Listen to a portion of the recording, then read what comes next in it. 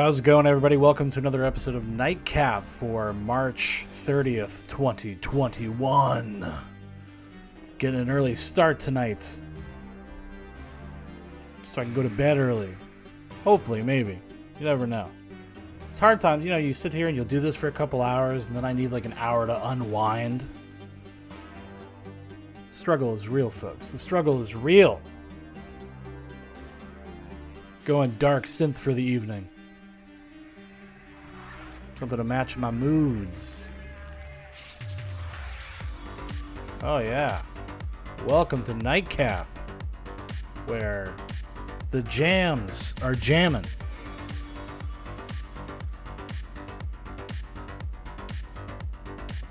Got a couple things to look at tonight. Some choice selections. Gonna keep it light. Gonna keep it light tonight. I feel like next week we're gonna delve right back into the darkness. But tonight, let's just chill. Let's have some fun, huh? Huh?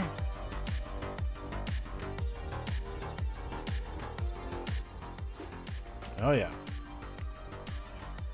This anime stuff is crazy. This is like anime music being transported to a simpler time.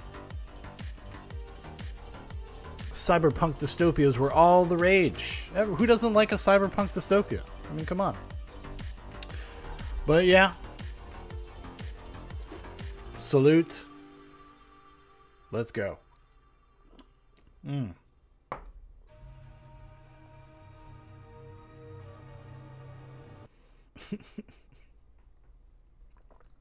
Just looking at this thing, I have the music playing on. It's this crazy fucking anime synth stuff. But anyways.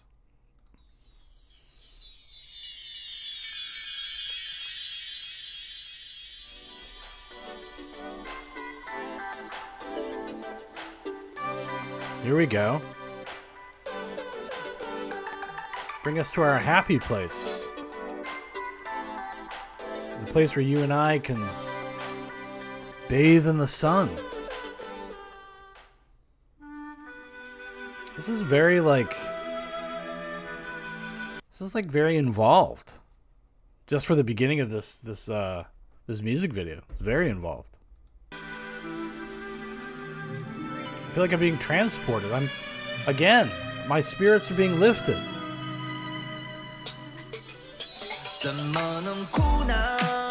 Yeah. You like music, dog? Welcome to Nightcap. Wait,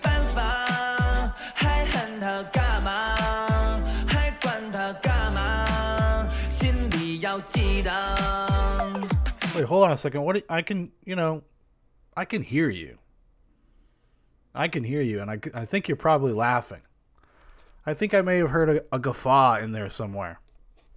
Not cool, man. Not okay. Not now. Do you even know what's going on out there?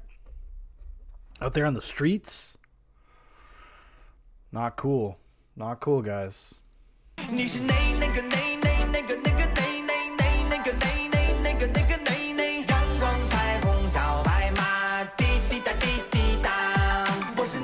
This is basically like their fight song.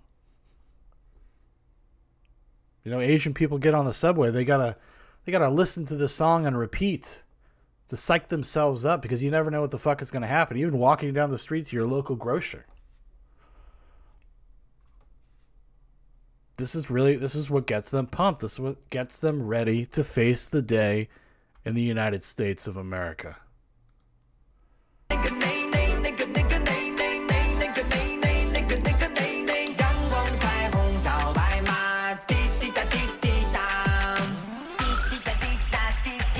You know, I gotta say, again, this is way more creative. It's way more inspired than kind of what we get over here, right? On these shores. It's a privilege. This would be a privilege to live in a country that produces material like this on the reg. Something you could just turn on your television anytime, all the live long day. And you're going to be greeted with these magical fight songs. Sending inspiration across the pond, across the ocean. Or maybe even if they're just going to work in, like, say, a factory or at Apple. You know, this is how they would start their day. It's important.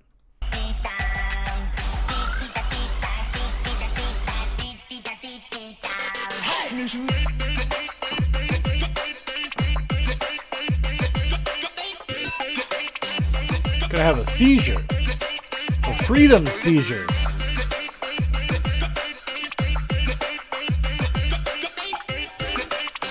This is how we dance.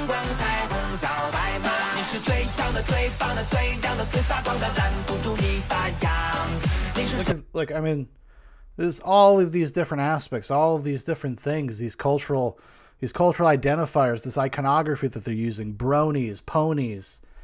It looks like girls that like to go to church. Maybe they're part of some sort of beautiful choir to fill the spirit of a person.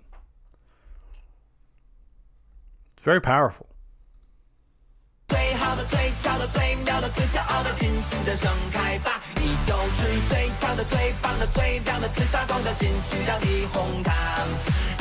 Listen, you need to chill. I know you're fucking over there. You're sitting there and you're fucking laughing. I want you to know I find it disgusting. I find it a disgusting turn of events. Unsubscribe. Unsubscribe. We don't need that here. Not on Zoobox. Not on this channel. No matter where you're seeing this. Shameful. Shameful behavior.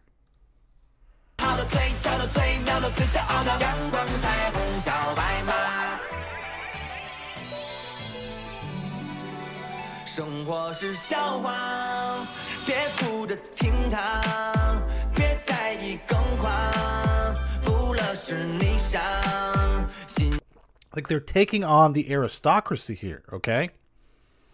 We had English bobbies. Got this Maria Antoinette type thing. Yeah, I know. Cool it, man. You know, Sofia Coppola can put the fucking strokes in a movie about that. Let these people have their say. Have their day in the sun.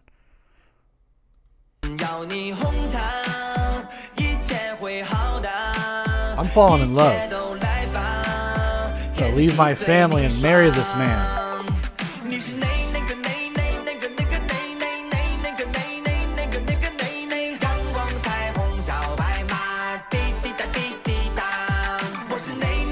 I mean, I'm ready. I'm ready to go out and achieve and be successful and protect myself, protect my family.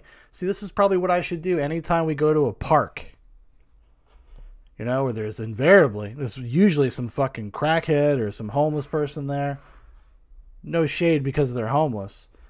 Sitting there jerking off on a park bench. It's really great. It's a really inspiring thing to have something like this introduced into my life. Got to give a shout out to the Prophet. He brought this to my attention. He knew that I could use it. You could probably see that I was down, but even my spirit just wasn't in it as much as it has been in the past, and I feel reinvigorated. We're back, baby. Welcome to NIGHTCAP.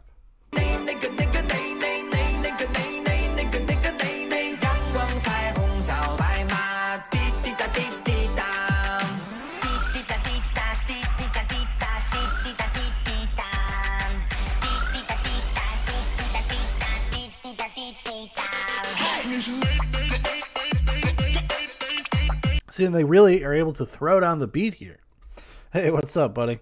What's up, Prophet? If you can't handle me at my gayest, you don't deserve me at my most Asian. That's exactly correct.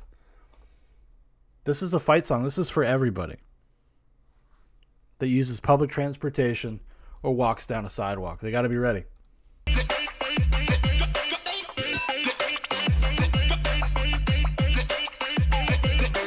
The greatest crossover ever.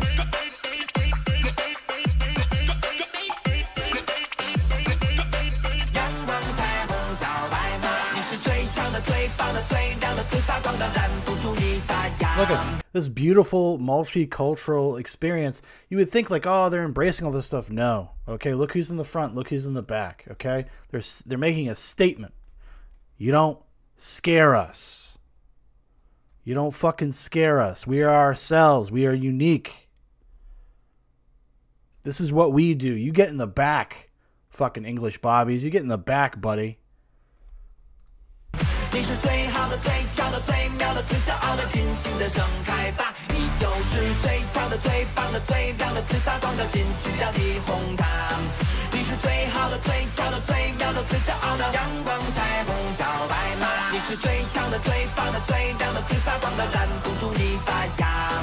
你是最好的、最俏的、最妙的、最骄傲的，尽情的盛开吧！你就是最强的、最棒的、最亮的、最发光的新需要。Something is awakening inside of me.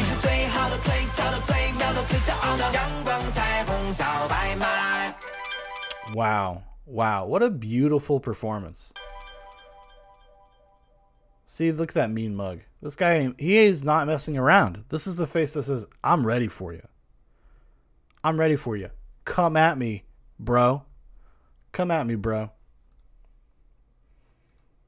Allegedly, somebody was attacked on a subway for singing this song.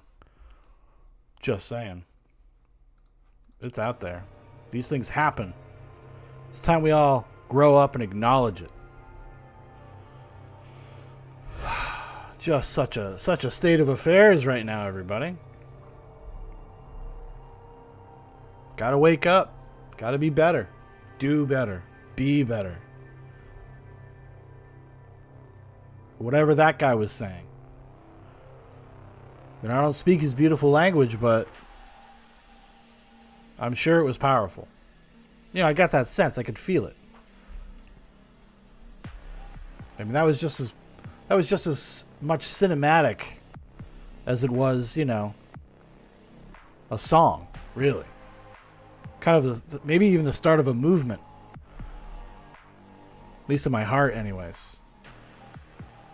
Or that could just be, I could be having a heart attack. I could be having a stroke.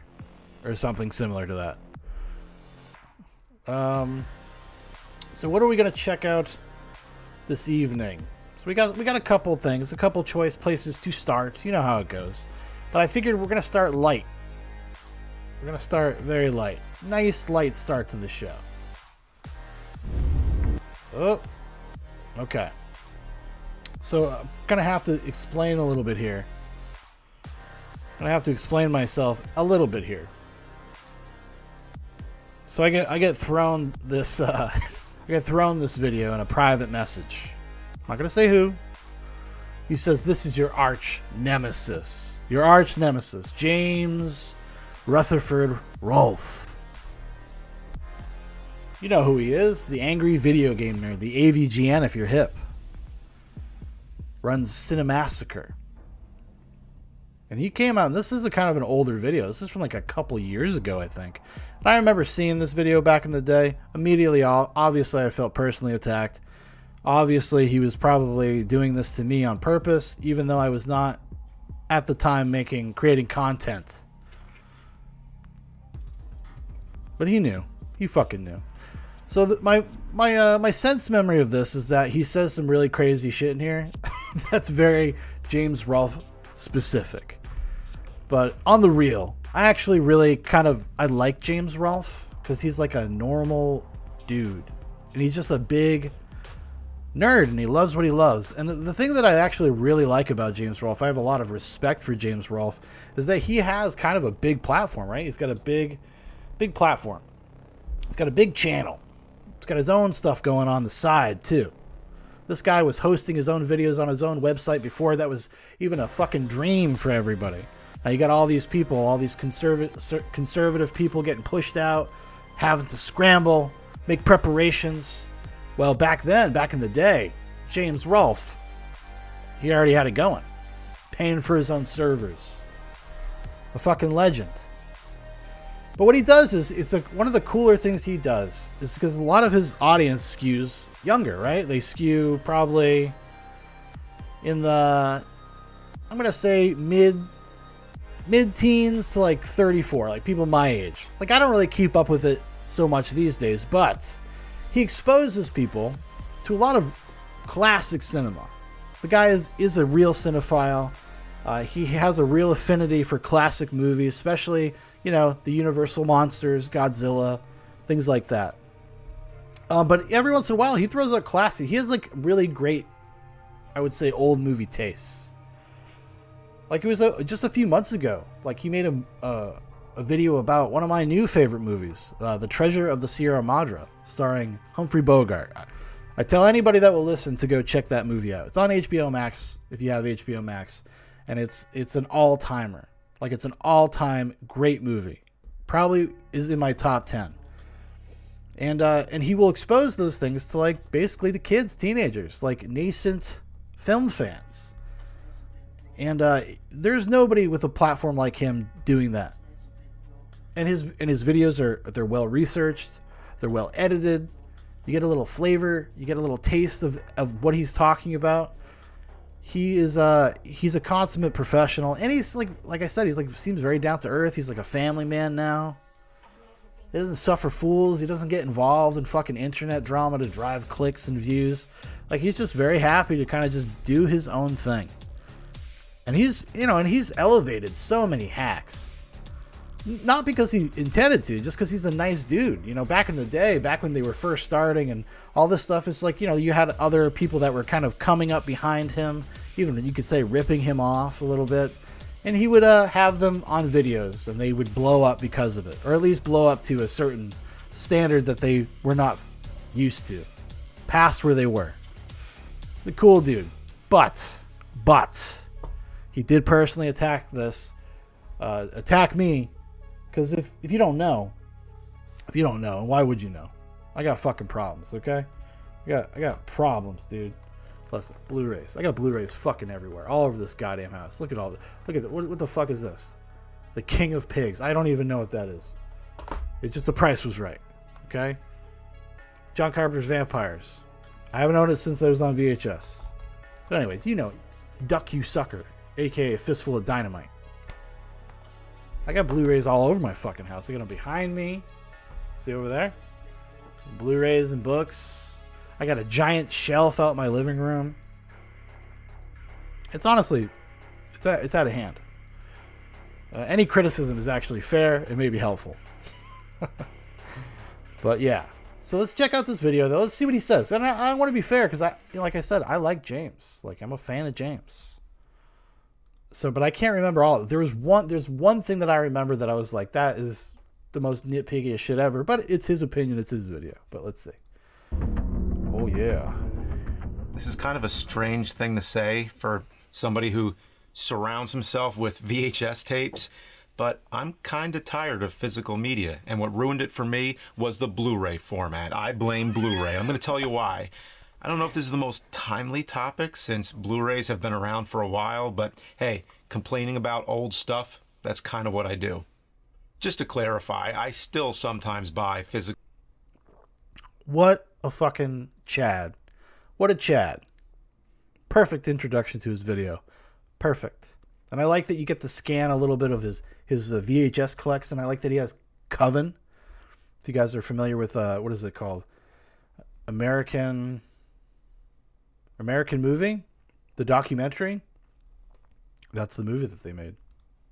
Physical media for collector's purposes and to make videos about as I sit here in my shrine of nostalgic relics. But when it comes to watching stuff, streaming wins for convenience. My complaint with Blu-ray is that it came after DVD. You see, I'm a fellow traveler here. Even if I own something, unless I own it on like better quality, unless I own it on like a 4K or something, I'll probably just watch it on streaming. Now, it's not always available. This happens all the time. These things get pulled down all the time. Like you won't be able to find it streaming anywhere. And it's nice to have that disc. It's like more for posterity. And once you start thinking like that, go seek fucking professional help. Otherwise, you're doomed to my life. And should have been a whole lot better. And aside from better image quality and probably a whole checklist of technical advantages, it offered nothing new to impress me. In fact, a lot of things about it were worse than DVD. Yeah. Like, he wanted to fucking have the images downloaded into his brain and projected to the back of his retinas. He's like, yeah, it is. It's better. It looks better. It sounds better. James Rolfe. Blu-ray worse than DVD? How is that possible? Well, here's my top 10 reasons Blu-ray is worse than DVD. Number 10, the menus. Remember when DVDs had awesome menus? This goes to show what can get done when somebody thinks, hey, we have this new technology. We can make interactive menus. Let's get creative with it. In Wayne's World, it's like you're browsing a cable TV menu. You could even click on random things that have nothing to do with the movie. Some DVDs, like House of a Thousand Corpses, would have a character from the movie. See, this is the thing, though, okay?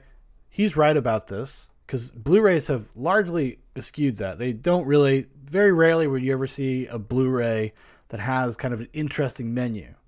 But it was kind of a novelty where it would be cool the first time you did it. Like he's showing the House of a Thousand Corpses DVD right here.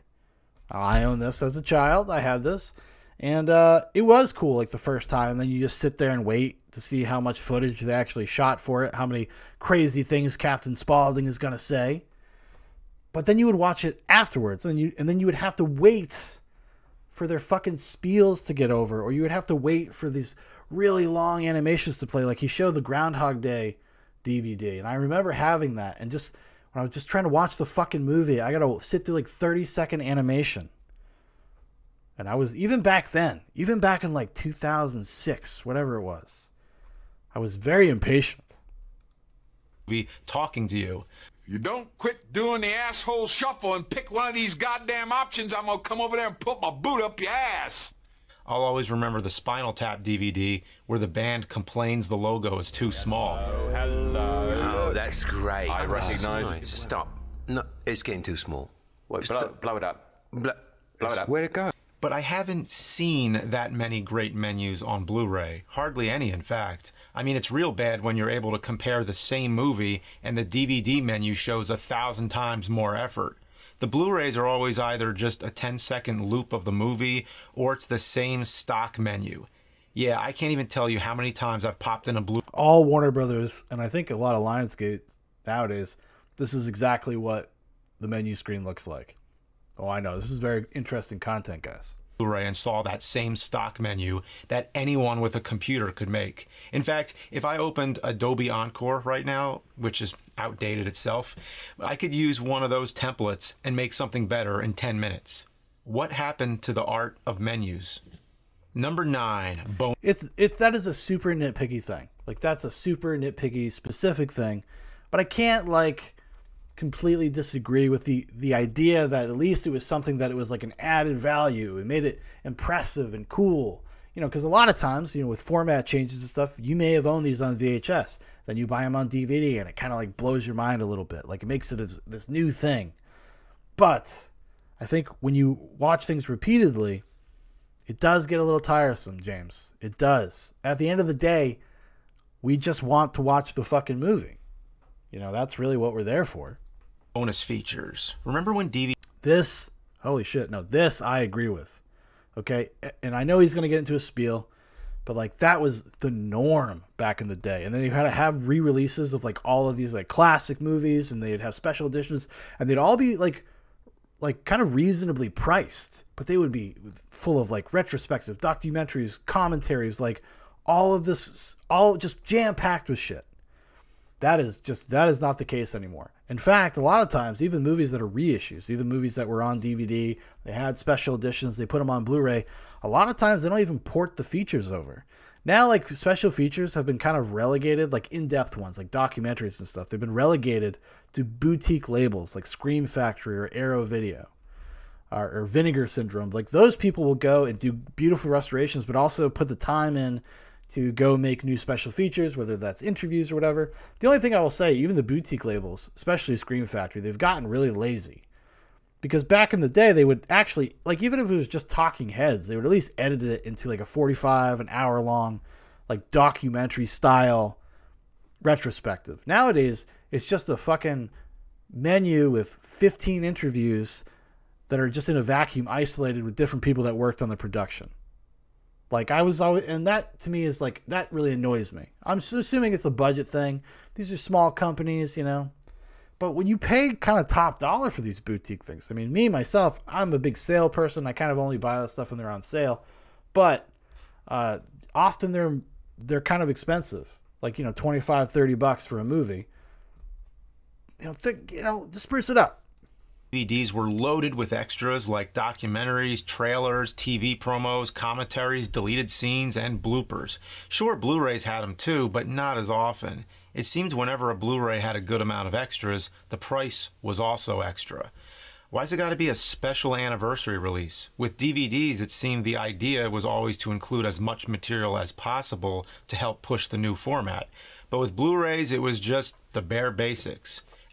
One of the reasons why, actually, interesting little factoid, DVDs still outsell Blu-ray, even to this day. So they don't have like this incentive to make Blu-rays more attractive, which is kind of odd.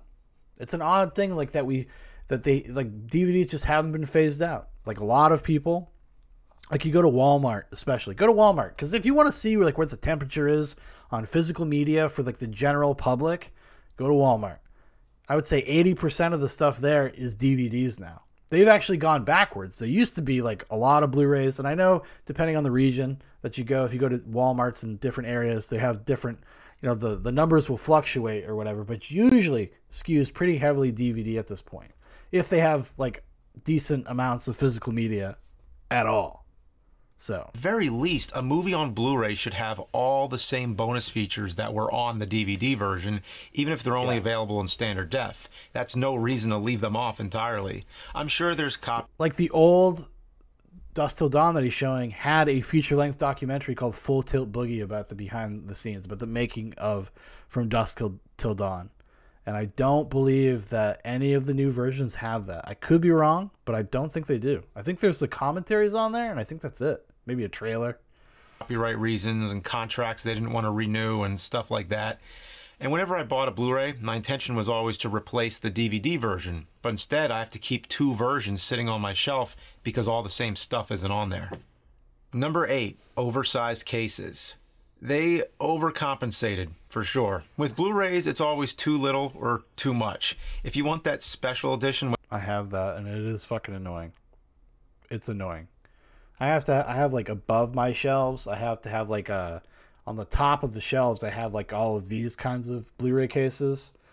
Usually for super special editions, like I got like Ben-Hur and The Wizard of Oz, and I think Casablanca, and The Sound of Music, Planet of the Apes, my James Bond set, because they're just awkward and cumbersome.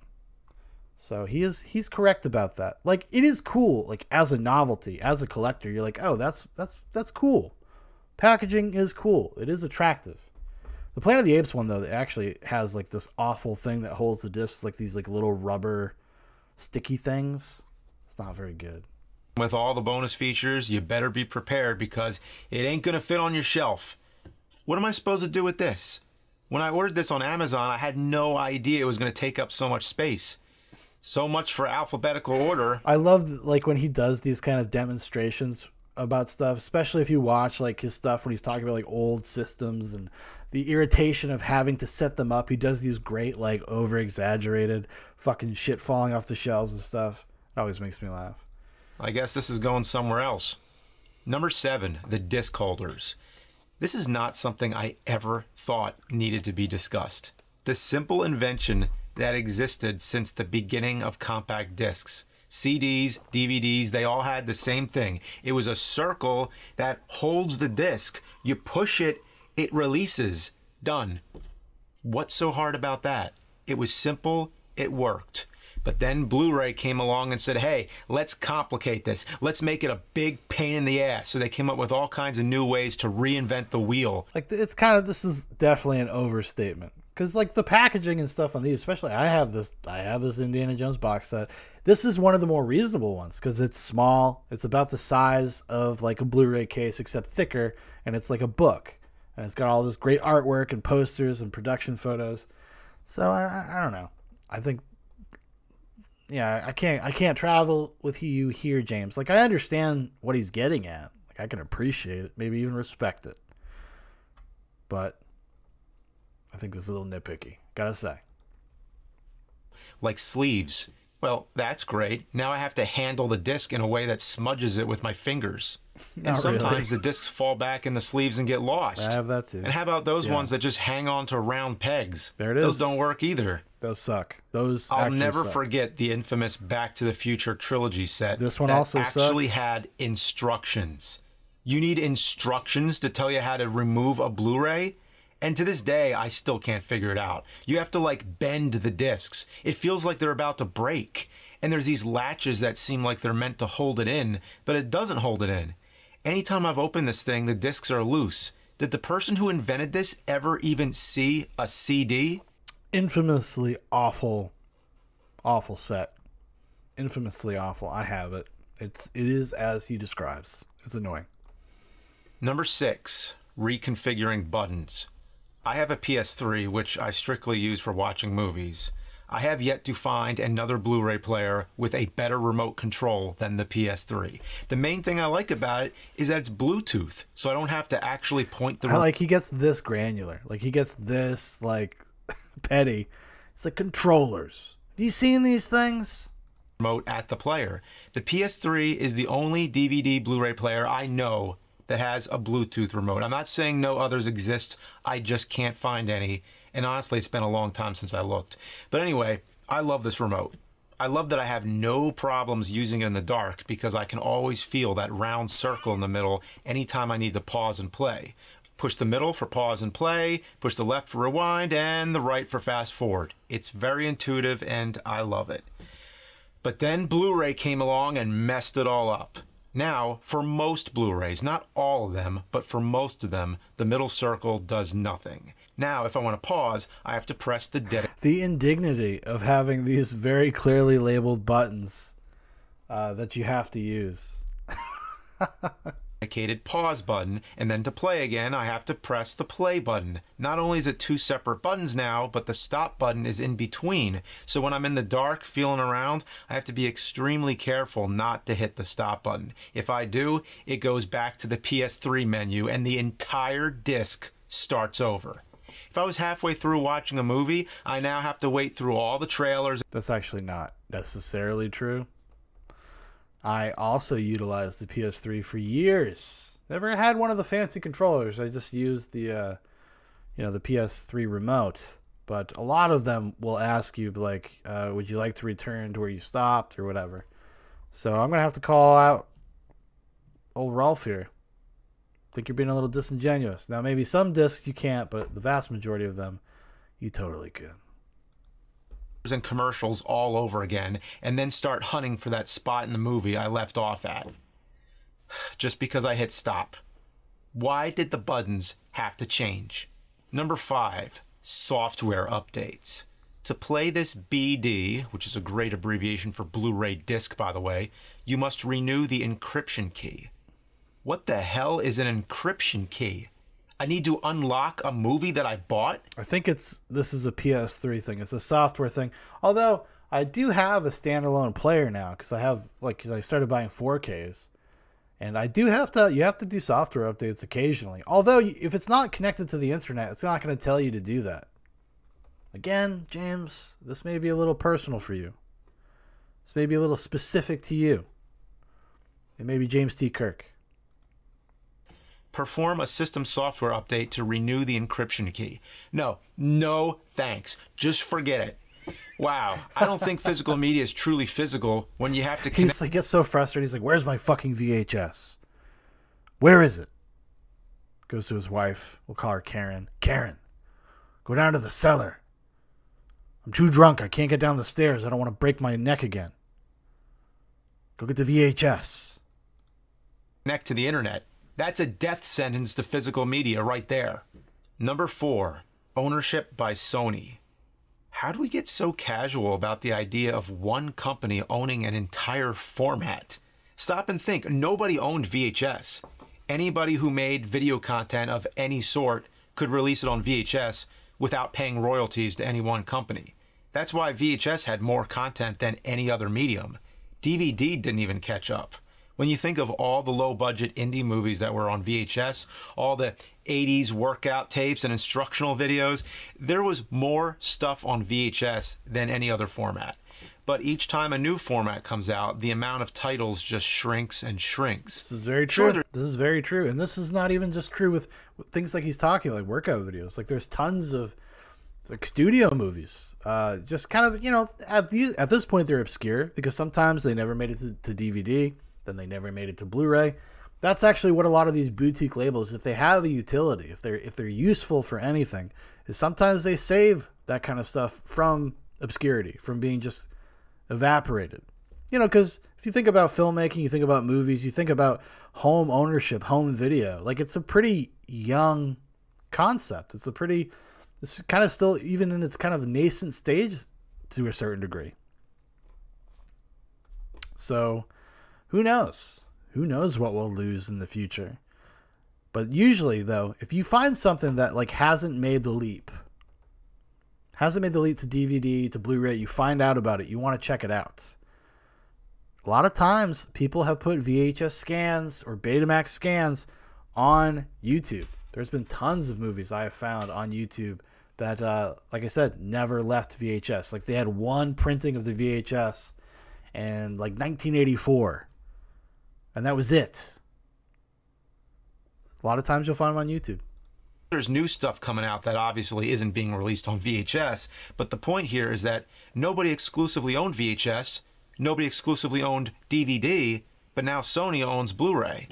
That's why we had the competitor HD DVD, which lost, but it was the first time in my life being aware that a format war was going on, which is not the first format war. There's Laserdisc and DVD, there was Betamax and VHS. It's usually just once the major studio adopts the technology kind of exclusively, that will generally determine who wins it or not. Back then, the thing that happened with the HD DVD and Blu-ray, which maybe he'll get into, is that Blu-ray came native to PS3s. It actually drove sales of the PS3. It was cheaper to buy a PS3 than it was to buy a Blu-ray player or an HD DVD player. Like an HD DVD was a pain in the ass because like you could either get a player for an exorbitant amount of money, or you could buy an Xbox and then have to buy like a $200 attachment for your Xbox 360. So, I mean, it was just more of an annoying, complicated thing. That's why it failed. So say we all. which was basically just one big pissing contest. Number 3, the name. Maybe it's just me, but Blu-ray is kind of a dumb name. It's not the worst name. It's just, you know, it's weak. I can't believe we're stuck calling it that. I mean, look at it. It's not. I mean, James is a Chad. Okay, he doesn't accept this kind of bullshit. He won't hear it. He won't allow it. It's not how he wants to live his life. With this weak name on his shelves, all over his collection. He's like, "Oh, get me that Blu-ray disc," if you know what I'm saying. Man, why are you acting like such a Blu-ray? Blue. And what's next? Red Ray? Purple Ray? And it's still a DVD, a digital video or versatile disc, except it's a high-def DVD. Yeah, I wish HD DVD won so we can call it what it is. Number 2, bookmarking. Sitting down and watching an entire movie from start to finish without having to stop is a luxury. When you got the time, it's great, but when you can't, you just gotta stop and come back to it later. On DVD, You see, James has kids now. He has kids now. And this is a reality. Sometimes it takes you an entire afternoon to watch a fucking movie. rarely had a problem. I'd stop the movie, shut the PS3 down, and the next night I'd start it up again, and the movie would continue right where it left off. But on Blu-ray, on this newer technology, it doesn't work. Sometimes it does, but most of the time it doesn't. So I have to start the damn thing from the beginning, commercials, trailers and all, and then go hunting. It has a new feature called bookmarks. This feature varies depending on what movie it is and what studio released it. So you have these obnoxious colored buttons that in theory you're supposed to hit during the movie to leave a bookmark. So you got to remember it first of all. But most of the time I press them and nothing happens. I try every color and nothing. This could be user error. You know, although I also have to say, I've never utilized the bookmark function, even on the PS3, because I could figure it out. Like, you know, that extra 30 seconds, minute maybe, not something that ever really bothered me, I'll say. It doesn't do a damn thing. Other times it does work. I'm able to leave a bookmark But when I come back to the movie, I have no idea how to retrieve the bookmarks. Is there some secret bookmark menu I should know about? Very rarely have I actually been able to set a bookmark, find it, and resume the movie like normal. And even then, why do I have to do that? Why can't it just work like DVDs? And when it comes to technical things like this, remember, it varies from disc to disc, and I'm not the most technologically up-to-date person, which you can tell. So there's a chance I'm doing something wrong, but this is my experience with it. It shouldn't be confusing and frustrating, and with something that's so similar to DVD, why can't it function more like a DVD? Number 1, commercials and trailers. Wow, this is nothing new. Every video format has had commercials and trailers in the beginning, but with Blu-ray, it's gotten out of control. I thought You can skip them. The most insidious thing, though, sometimes is that when you see the downloading fresh trailer. So if you have, like, if your player is connected to the internet, I think Universal does this all the time. Like, they will just, like, have trailers and advertisements for whatever their current releases are. So even if you have a Blu-ray that's like 5 or 6 years old, you'll still be advertised like whatever the fuck just came out. Thought it was bad on DVD, because on VHS you could at least fast forward through them, but now with Blu-ray it's gotten insane. I've seen Blu-rays with more than 20 minutes of bullshit you can't skip through. Oh, and there's that FBI. That's not true. 20 minutes of bullshit that you cannot skip through? James, buddy, I love you. What are you telling people here? Just stick to your VHSs, my friend, if that makes you comfortable. But don't spread these lies. These lies about my beautiful Blu-rays. Warning, of course, that comes on everything. All I want is for the movie to start. Put the disc in, push play, and go. That's a big win for streaming, because on streaming, you click on it and it just starts. That's it. So to me, Blu-ray is much worse than DVD. But hey, it's 1080p. So yeah, I'd obviously prefer to watch the movie in high def as opposed to standard def, but to take one step forward, why do we always have to take so many steps back? I'm not even going to bother with 4K Ultra Blu-ray discs, at least not yet. I need to hear some good things about it first. If you think there's a good reason, let me know in the comments. I mean, just imagine how many commercials there'd be on 4K if what we're dealing with on Blu-ray. But I'm more about streaming right now. Streaming is so convenient. Sometimes I'll even rent a movie on Amazon that I already own on DVD or Blu-ray, just so I don't have to go find it, put it in, and wait. Look at this rich fuck. He's like, hey, dude, like, listen, I'm so flush. $4? Whatever. I mean, I could just take 30 seconds, a minute, walk downstairs and grab one, but time is precious for the AVGN. You know, these retro game reviews, they don't fucking make themselves, everybody. Through all the commercials, FBI warnings, and trailers. $3 to rent it instead? Sure, that's worth it. That's not to say streaming is perfect. It has a long way to go. I don't want to get into too much, but certain things that could be better. First of all, browsing through Netflix, Hulu, Amazon, Disney Plus, for one movie or program, like, it could be searchable in an easier way. Like, depending on the device, I'd like to see better integration so you can search across all your different streaming services for that one movie or whatever it is. Which is something that does exist if you have certain types of televisions.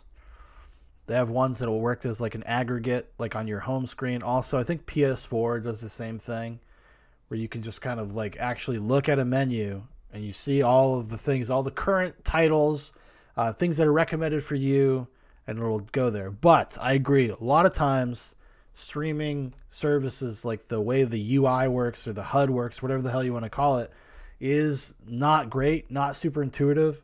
Like, Netflix is pretty good, but Netflix is also like really bad about kind of showing you the depth of their content. Amazon is kind of the same thing. You got to be willing to dig. The one thing I will say about Amazon, the Amazon Prime, that I actually really like, is that if you check out a movie or you go check to read about a movie, underneath it, it'll show you like all of these other suggested titles. And oftentimes, like, I'll check out a movie, I'll be like, oh, maybe I want to watch this, kind of read a little bit more about it. Maybe not right now. But then underneath it, the things that are like suggested or other people have watched, I'm like, yeah, I'll find something in there. I honestly, Jeff Bezos and work conditions aside, Prime Video has become a real go-to for me. A lot of great trash on there. A lot of obscure shit too. Some stuff also that's not available on Blu-ray. Like some really obscure horror movies and thrillers and stuff like that. And I cannot get enough of that crap. So it is. Things are changing rapidly, but what I hope to see soon is a better way to bring all your channels together, like TV. Also, I want to see more stuff being added. My ultimate goal, my dream wish, would be to have access to every movie ever made, but it seems more often they keep taking movies and programs off of streaming services, and if that's going to happen, I'd at least like to know when a title is expiring. It seems like a courtesy to just say... Which is something they've gotten better at. But this is the licensing nightmare of some of these streaming services. And now we're headed into the territory where literally every studio is just going to have their own, and their catalogs are probably going to be mostly locked on their own proprietary streaming service, which I don't love. I kind of liked it when it was simple. It was like Amazon, Netflix, Hulu. And that was kind of it. Not so much these days. Basically, you're paying, if you want to have access to anything, although most of them are cheap enough that they're about the cost of a rental. So even if you were like, well, I don't want this forever, you get it for a month, watch the movie you want, maybe watch a couple other ones, maybe watch a couple extra TV shows or whatever, and then you can be done with it. But anyways. Say, hey, this title is leaving on this date, which they sometimes do. I think that helps to get more people to watch it too. If I knew something was leaving, I'd make it a priority to watch that. Which is actually accurate, because I have something in my mind that he just reminded me of. It's like, oh shit, I gotta watch Silverado because it's about to leave Amazon Prime in like a couple days. So I gotta watch Silverado. I gotta get it done. Like, I don't want to pay for Silverado any more than I'm already paying for these things, and I want to watch it. So that's true. Rutherford Rolfe is right. Another big reason why physical media can't be obsolete yet is because of all the bonus content that exists on DVDs. My hopes would be that more streaming services include that type of bonus content to go along with their movies.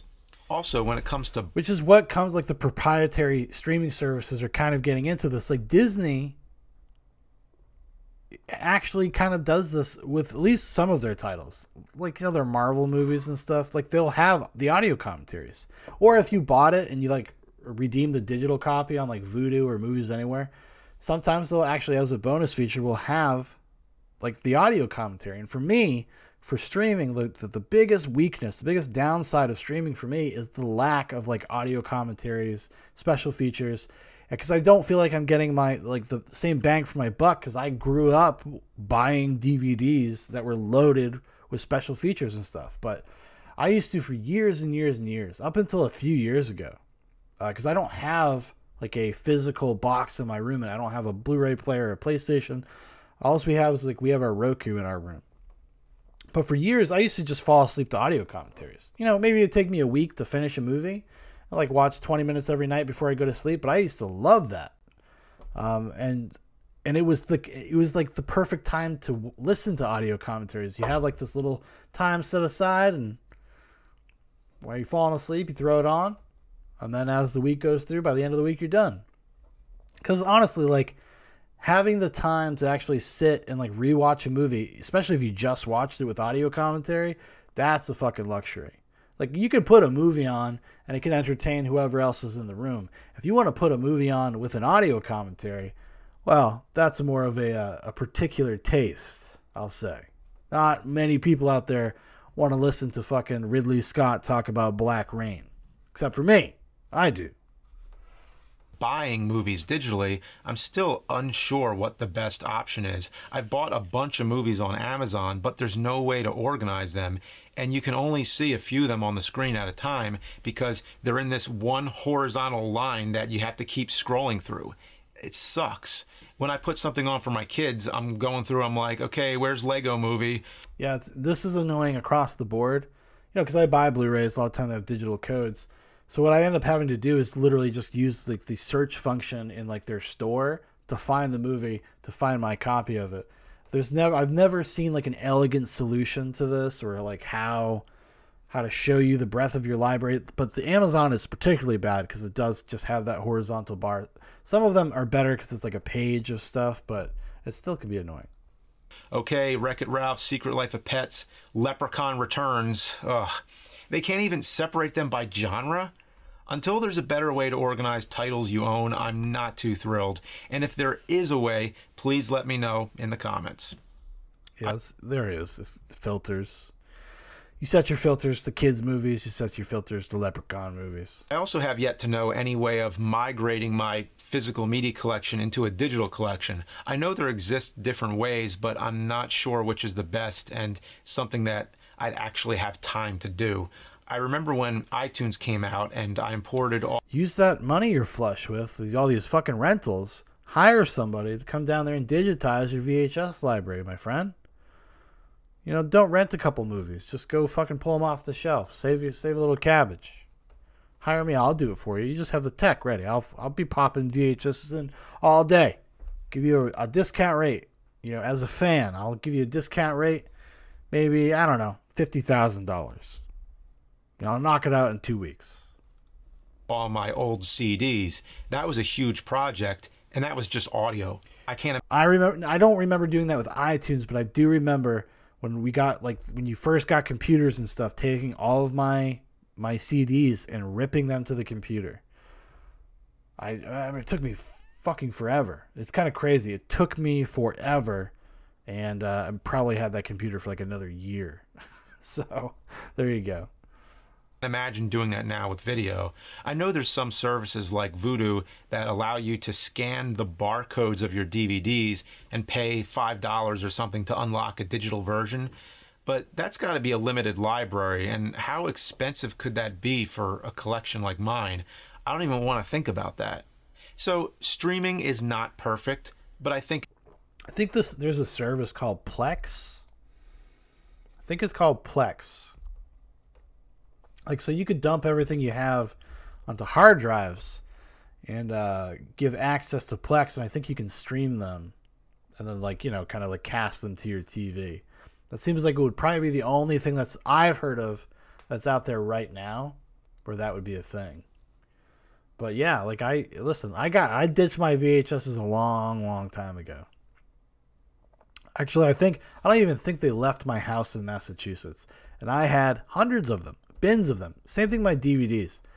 I've lost so many things because just moving around so much, and then my 20s, my late teens rather, just did so much moving around, and I was just such a movie nerd. I'm always like I'm shucking these goddamn things all around the fucking country.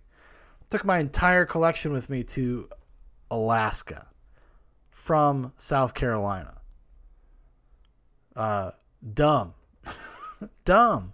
Because I definitely came back with, well, I didn't come back with less than I had because obviously I have a problem, so I kept buying them.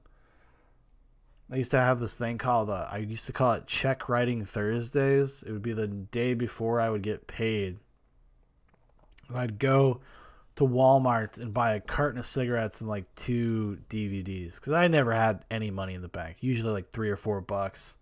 And then I get paid, and then I would do stupid things like that, and then go to a bar and then be broke for another 2 weeks. But yeah, I think it's better than physical media. Blu-rays you can just forget about, unless you want to buy the Angry Nerd Blu-rays. Announcing a new AVGN Blu-ray box set. We're not watching your commercial, James, but more power to you. I respect that you got a commercial. Okay, I respect it. People can see this image. You know, if I was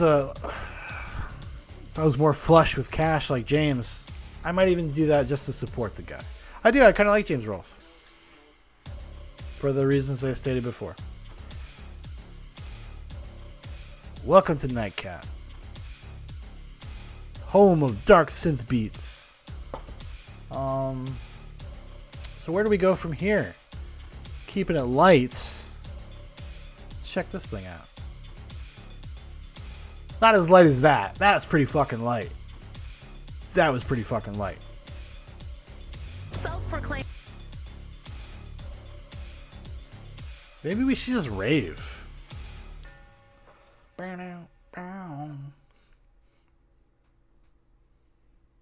It's probably so low that nobody can hear it.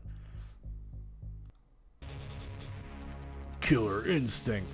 Can't wait to get fucking just to get content locked on fucking YouTube because I'm playing this music. But yeah, I'm gonna check out this thing called Shrekfest. Apparently, there's a yearly festival where Shrek fans gather to celebrate their love of the film series Shrek. How many layers of irony is going on? I don't even know. I don't want to know either. Honestly, I don't want to know. You know, when I moved past ironically liking things, one of the best days of my life, I think I was probably about 24 years old. And, yeah, I did away with guilty pleasures, ironically listening to music or movies, watching movies, rather. Also listening to them, to be fair. But yeah, we're going to check out this Shrekfest. I mean, how could it not be amazing? Named Shrek heads gathered at Warner Park this afternoon. So this is a local news outlet. Shrek heads. They call themselves Shrek heads. That's kind of funny. That's kind of funny. For Shrekfest. Hundreds are gathering today at Shrekfest. I wish I was at Shrekfest in Madison, Wisconsin. I know. The fuck was the Shrek? There's an event called Shrekfest, yeah. Is that real? Like, it's just a bunch of fucking hipsters like shrieking. People like go to things like Shrekfest. Like, if it's something like the Gathering of the Juggalos and they've smuggled it in, like smuggled deviant behavior, dissident behavior in by acting like Shrek or dressing like Shrek, then I support this, okay? If it's just literally about Shrek and about people ironically liking Shrek, then I don't. I'm telling you right now that I do not. Shrekfest. Shrekfest. An onion eating contest, live music, and a screening of the movie, of course. Shrekfest actually started 6 years ago as a fake Facebook event, but when a few people who were going to go found Oh, a fake Facebook event. Who could have guessed that this has an origins of a silly irony? out, they decided to turn the idea into a reality. It was fake and we made it real. It's called meme magic, everybody. People say it's bullshit, but it's true. Look at Bitcoin. That's fucking meme magic. And so now we hear Shrekfest 2019. They must have been beside themselves last year. Could not gather on their love of Shrekdom. Once upon a time, there was a swamp. Maybe twice or five before, there was an unearthly paradise called Shrekfest. Somebody once told me the world is gonna roll me. What's up, Madison? People of Madison! People of Earth! People of the swamp! How we doing? My name is Kevin. This is Eric. People better be taking like tons of fucking drugs. Like, if they're taking tons of drugs, then I'm okay with this. And I know that's what it is. Oh, you know what though? I take that back. I take that back. I've had a moment to reconsider the statement I just made. I take it back. Probably the most insufferable people on the fucking planet. But let's continue. Eric, this is Grant. We're just a few of the people who have helped put this event on. We're gonna have some bands and performances, so make sure you check out the beer tent. There's face painting, there's arts and crafts. We've got so much fun stuff for you guys to do.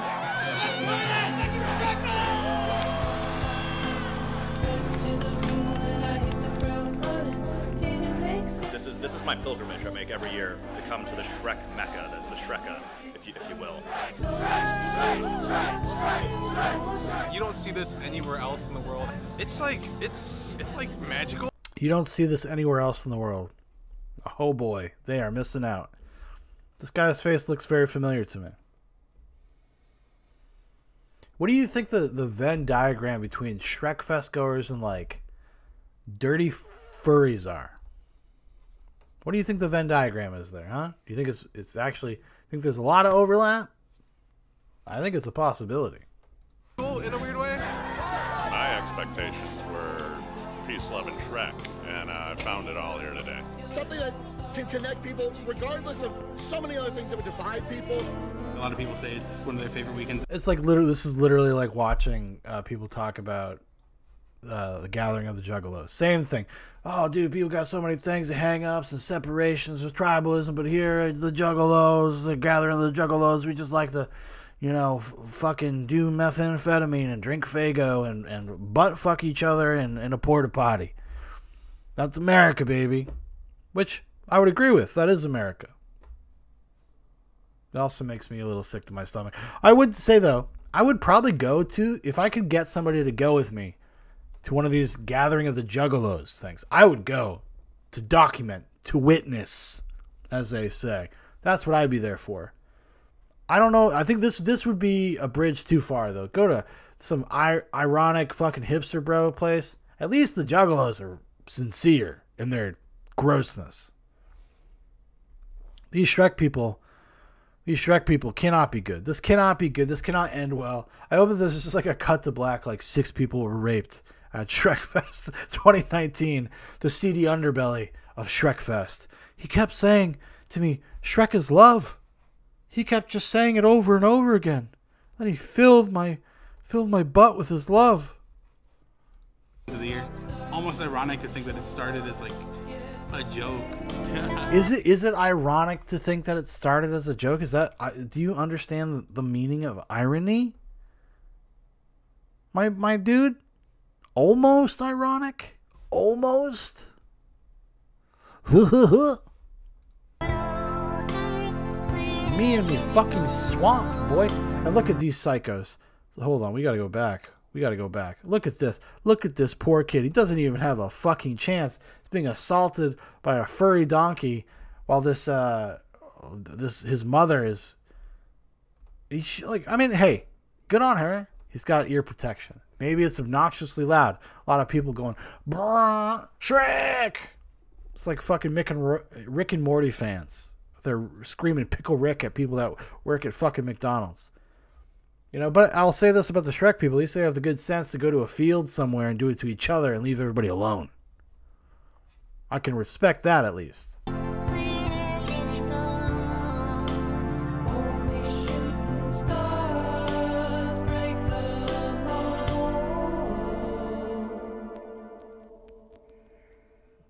This All-Star Imagine mashup by what? Is that by Portugal the Man? They kind of sound like Portugal the Man. Grant Dufferin. Nice to meet you. Nice to meet you. We already introduced, but what's your name? Mason Brown. Mason. Or Shrek, if you want to call me that. Okay, I'll call you Shrek. When did you start Shrekfest? I didn't start Shrekfest. Okay. I just kind of hijacked it. Uh-huh. But, okay, so this is the first question I'm always asked. Which camera am I looking at? You can just look at Obviously me. Obviously that. Oh, okay. Yeah. Grand is like Lord Shrek. He's like the Grand Poobah of Shrekfest. He's the one that fills you with his love. How many times do you guys think this guy got filled? With light. He's like their guru. Like they're like those creepy yoga instructors that take advantage of people. The Shrek Emperor. Did you get it? And fun, like he's just an awesome dude, and he's also my friend, and I love him very much. We're blowing up. For every year in my tradition, an intimate date with Shrek's ass. And he's got a goddamn fucking Seinfeld hat and the Seinfeld font that says Shrekfest. And we're crossing the Rubicon here, everybody. This is really painful. This is something nobody should have to look upon. I'm sorry for you. I feel worse about this than the NAMBLA documentary we watched a couple weeks ago. I cannot wait to get back to watching dark, depressing, fucking weird documentaries about evil people. Because this is just, like, to me, this is just the same thing. They're just hiding in plain sight. I wouldn't trust any of these people at Shrekfest. I just wouldn't. Like I said, I'd rather hang out with juggalos. And the cost? Only a few million brain cells. I ain't gonna miss them. What's going on? How are you feeling right now? I am having a very good time. Harvey! Harvey, go!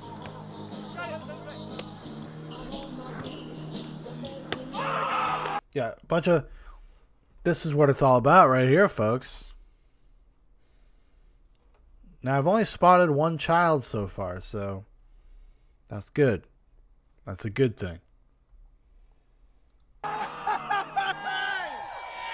Right on, my name is Donkey. I will be the master of ceremonies for the remainder of the event. Now, I would like anyone who wants to participate in the roar contest line up over here.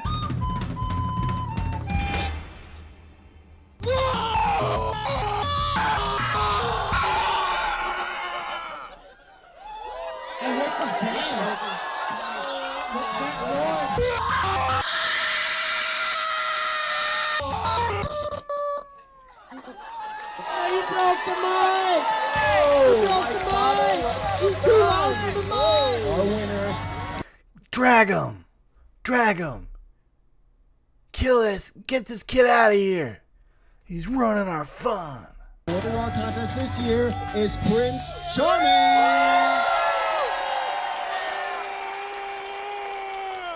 Imagine, like, taking that away from a bunch of little kids. So you came in for Shrekfest, but we all know you're here for the main event. I'm here for the onion eating contest. I had a clove of garlic last week, like 4 of them. That was decent training, I guess. I don't know. Probably healthy too, though. Yeah.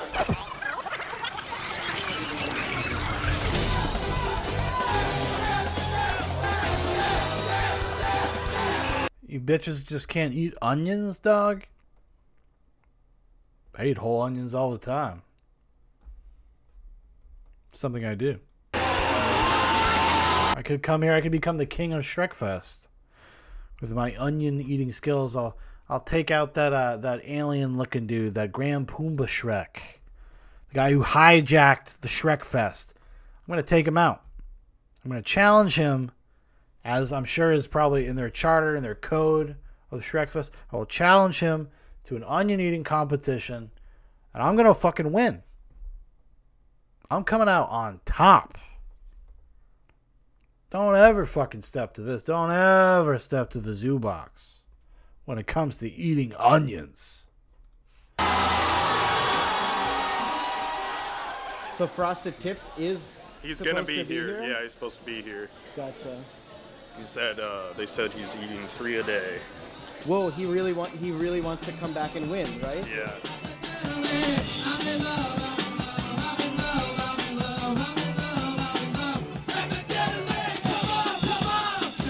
So Pepe Silve is a reference to It's Always Sunny in Philadelphia.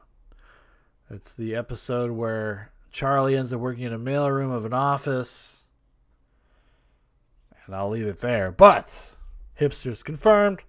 And I say that as somebody that does enjoy It's Always Sunny in Philadelphia. But it's also, you use that as a litmus. Like, you know that when you watch it, you're one of the cool people. You're one of the okay people. You don't take it too seriously. These people, though, it's like part of their life. And you use it. You say, hey, you like TV, dude? What's your favorite sitcom? You know, I might say like Seinfeld, Veep. It's the Always Sunny people, though. Those are the people you got to watch out for. They may try to molest you, abuse you. That's what I'm saying. That's all I'm saying. I can't confirm this, but I got my suspicions.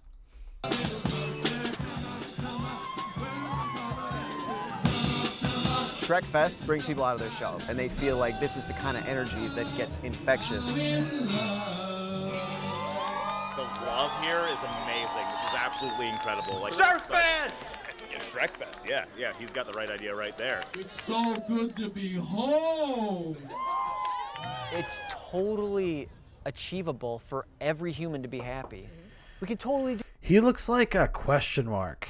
There's this old 60s band called Question Mark and the Mysterians. They have one hit song. It's called 96 Tears. It's a song I'm very fond of. And he reminds me a lot of Question Mark. He's got that vibe. Go look up interviews with Question Mark from Question Mark and the Mysterians. He's got that vibe. Do that. It doesn't take a lot for a human to be All happy. you need is Shrek, right? All you need is Shrek. Yeah. All you need is Shrek. Bow, bow, bow, bow. Okay. What do you see?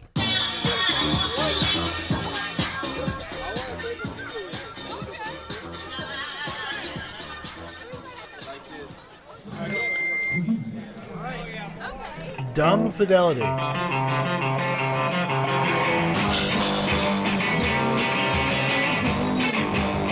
Dude, they're so stoked. I mean, like, just having a venue to play at when you're in a band is always a good time. This reminds me, I went when I was in a band, and you know, you kind of just say, okay, yeah, sure, you got a show, cool, I'll show up. We were in Alaska. We go to the show. It looks like something out of a fucking Mad Max or Cormac McCarthy's The Road. It's out in the middle of the fucking woods. There's like this really chintzy stage they built with like 2x4s and just flat boards and like all nails sticking out of everything. And there's goddamn burning barrels, metal barrels burning everywhere because it was like a shitty cold day. And so I feel these guys. They're like, oh shit, did we book the show at Shrekfest? Okay, let's go.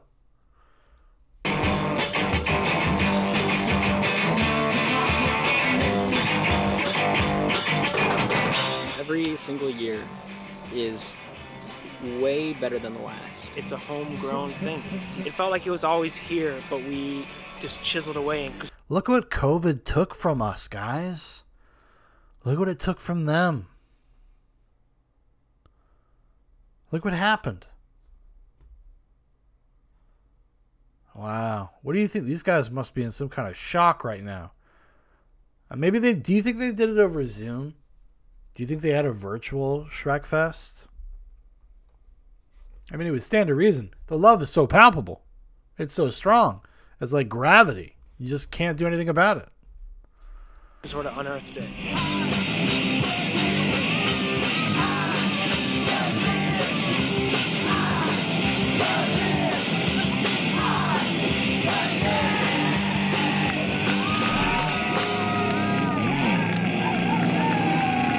So did they say where this is taking place?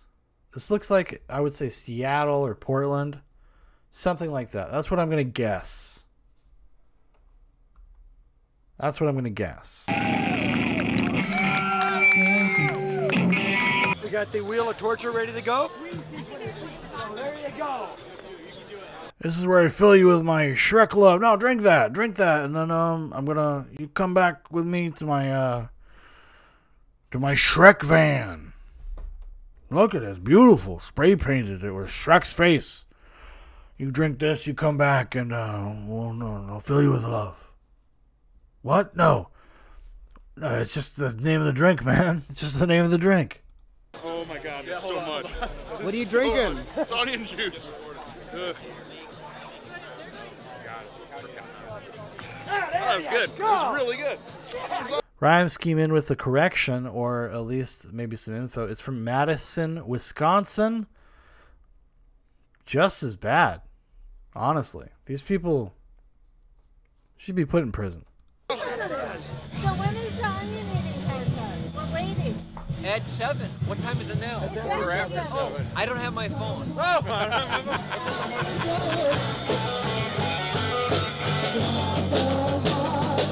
I wish it was like they would cut to like Modest Mouse playing here.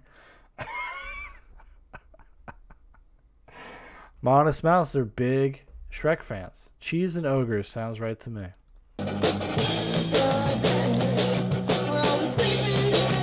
Star 67.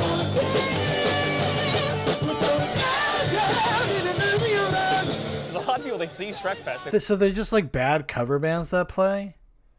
Like that's what the Shrekfest deal is? Like, why don't, like, they have when, like they have, all these Star Wars conventions and there's tons of bands. They sing original material just about Star Wars. Same thing, even the Simpsons have this shit. Maybe they do covers in between. I don't know. Maybe I'm just really uninformed about this side of fandom. Thank God. I don't even want to fucking know. I think this is a joke. This can't be real. It's not real. You guys got problems. And I'm not the type of person that wants to destroy or take away somebody's joy. But I find you all suspect. Well, I remember my first year, we were kind of skeptical. If you're not like 18 or 19 going to this, if you're like my age, maybe a few years younger, I find you suspect.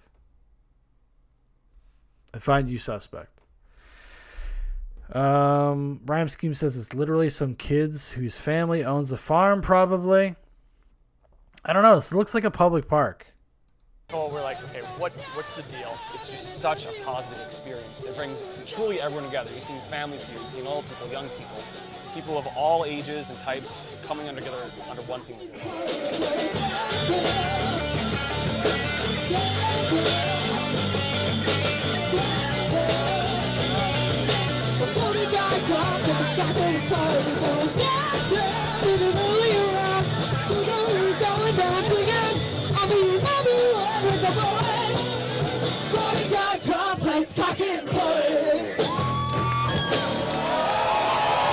Listen, I'm serious. If these are adults, some of them clearly are. Maybe I'm just a fucking stick in the mud. Maybe I'm just a killjoy. But I lump things like this into furrydom. Like I said, I would trust a juggalo before I trust a Shrekker. Don't ever trust people that engage in this level of irony. Just don't do it. It's just bad. Nobody's gonna they're gonna fill you with love. I'm telling you. Believe me now, believe me later. That's what my dad used to say. My dad used to tell me, he said, hey, believe me now, believe me later. But whatever. This is the truth. Just saying.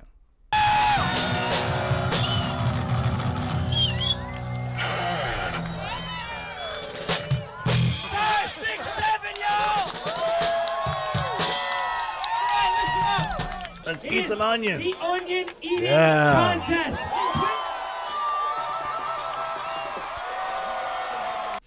Ramsky says, nope, saving my cash and card for a BotCon in a few years, not Shrekfest. BotCon is acceptable because it's a community, it's a television show, it's a toy line. Shrek is one of the worst children's series running. You know, we can maybe make an exception for Shrek 1. Is the concept here Shrek 1? Even that, I don't think it's aged very well. Like, it was cool and hip to be like that back in the day. And now it's just nonsense. I mean, and I say this as somebody that does not give a fuck about Transformers and will not be there with you. In fact, I may have to get a restraining order so you don't try to take my beautiful son and corrupt him. I'm a little tense. I'm excited for this.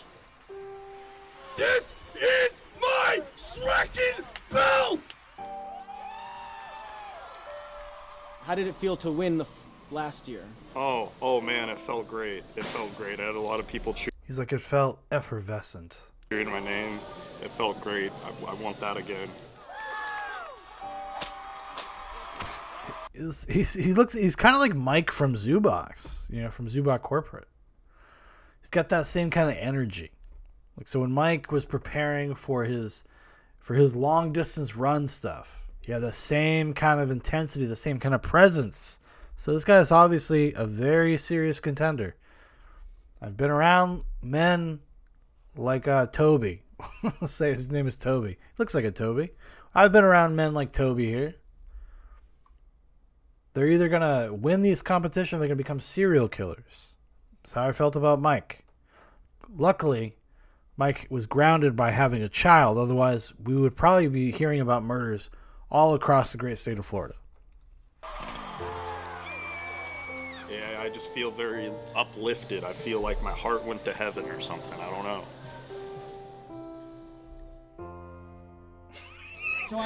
But my soul is in hell. Oh no. Just want to ask, is Boston Tips out there? That's him! Oh, he's right beside me! His name's Hurricane.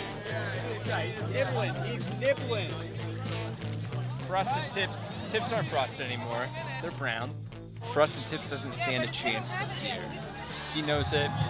Sam knows it. No context. I'm trying to look at their eyes to see how dilated they are. Because, I mean, you gotta be, right? You gotta be rolling. You gotta be. You're at Shrekfest.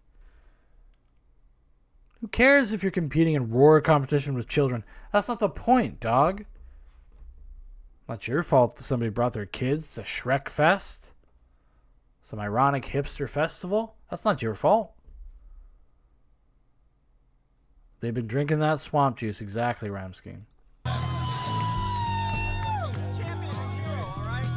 And we're gonna start on the count of 3, okay? So everyone count down with me. 3, 2, 1, Onion!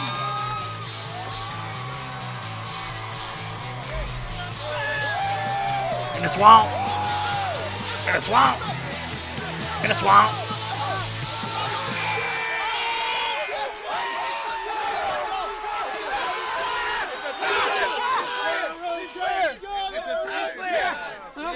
All right.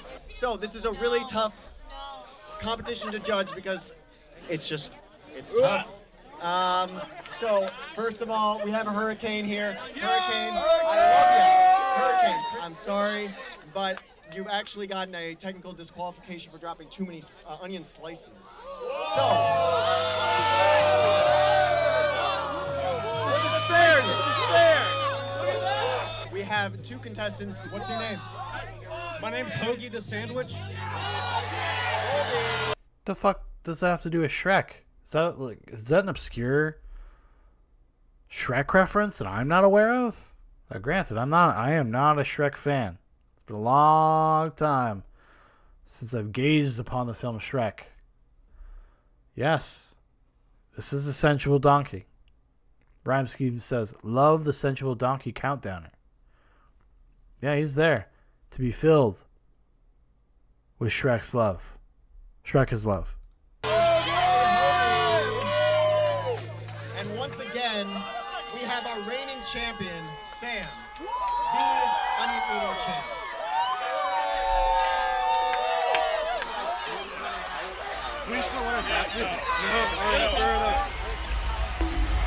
Everyone count down with me. 3, 2, 1.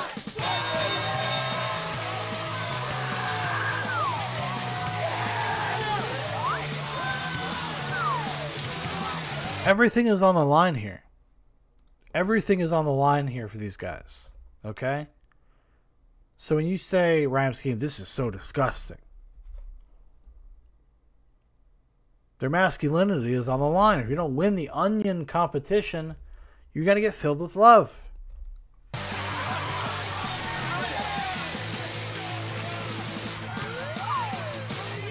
Swallow, pig.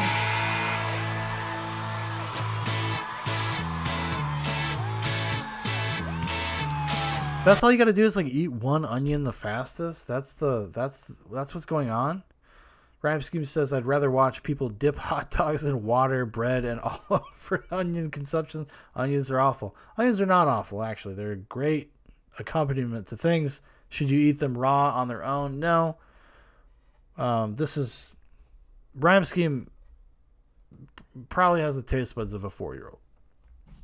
Just saying. This donkey here, he's fucking stoked. He knows that he was hoping that big muscular guy would lose because he likes the slender man.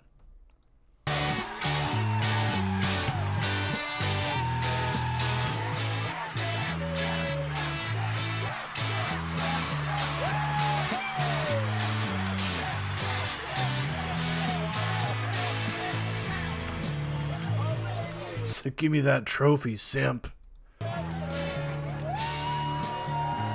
Shrek Chad over here. Everybody, I hope you enjoyed that. If the competition wasn't as organized as we've ever done it, well, that's how it goes at Shrekfest.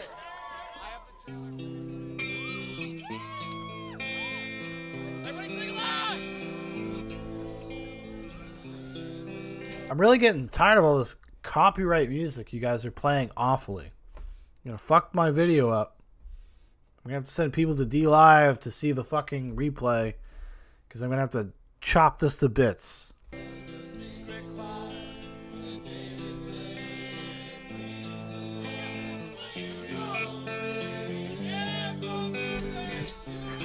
This is the Snyder Cut. This is the fucking Snyder Cut. Rhymeskew says he got laid by so many Fionas that night. He probably did. Got his pick, a pick of the litter.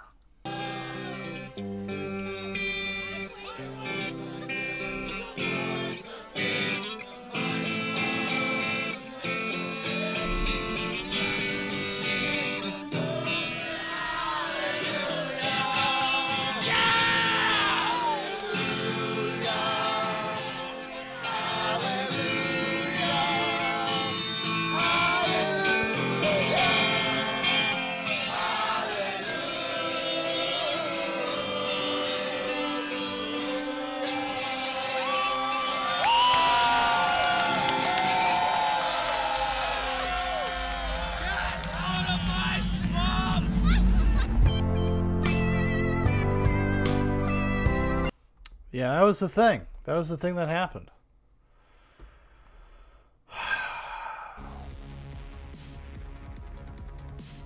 You know, that was kind of dark. Real dark. Look at this person here. Look at this. Gateway to furrydom. We all know it too. You all fucking know it. Sitting there being like, what's the big deal, Shaun? Just people out there having fun. Yeah. Wait until they got your kids, buddy, and your kids are going to Shrekfest. Dressing like Puss in Boots. Don't tell me I didn't warn you. I've always been here. I'm the fucking realist. I'm trying to just fucking spread this joy. Spread this message. Get out while you can. Fucking move off the grid. Go somewhere else. Shit's insane.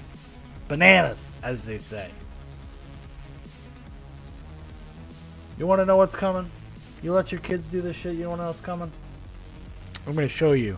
I'm going to show you what's fucking coming, okay? You want to get filled with love? You want to get filled with fucking Shrek love?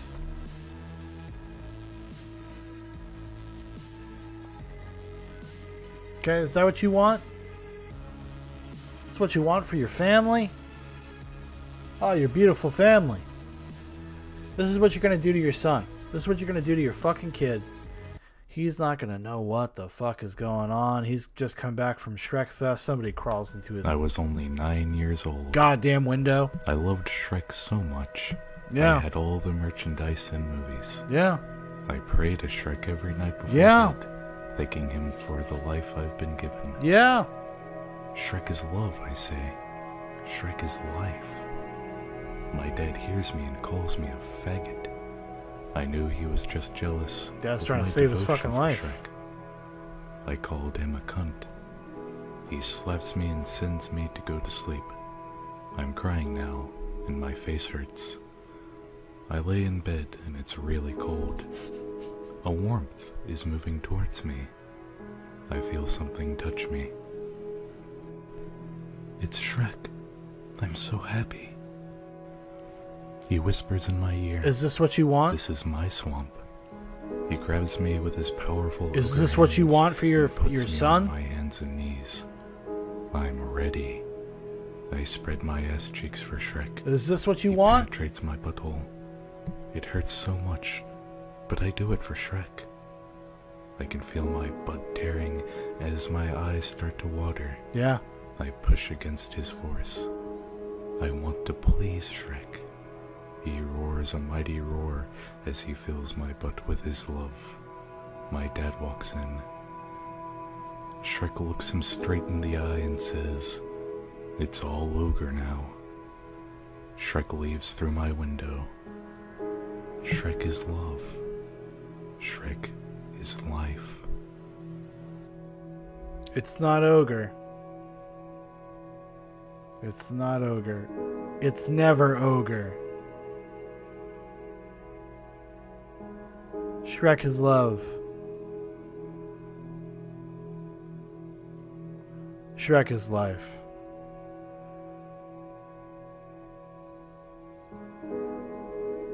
And that's what will happen. That right there, made with Source Filmmaker, somebody trying to fucking warn you. That's what happens when you take your kids to Shrekfest.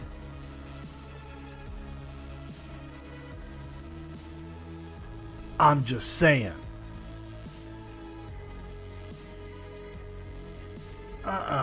We don't want it. We don't like it.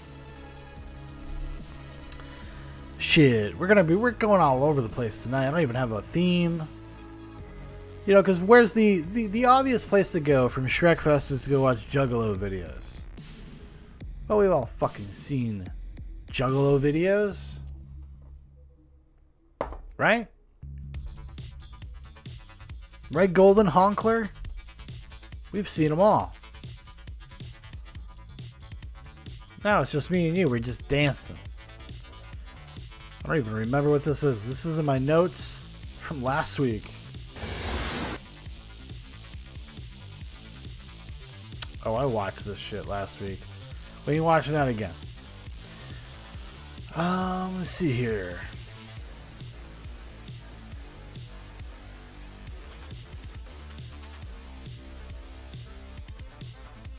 Let's see what we got going on here. We can see. Here, we'll do this one. Do a fucking weird one.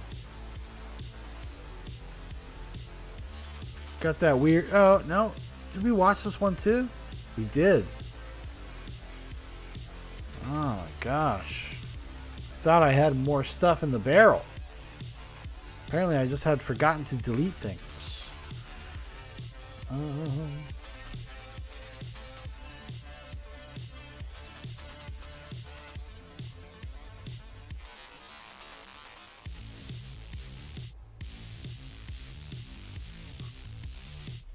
That's called dead air, everybody. Let's see here. Let's go. I don't even remember what this is. I just remember thinking like these people look like crackheads.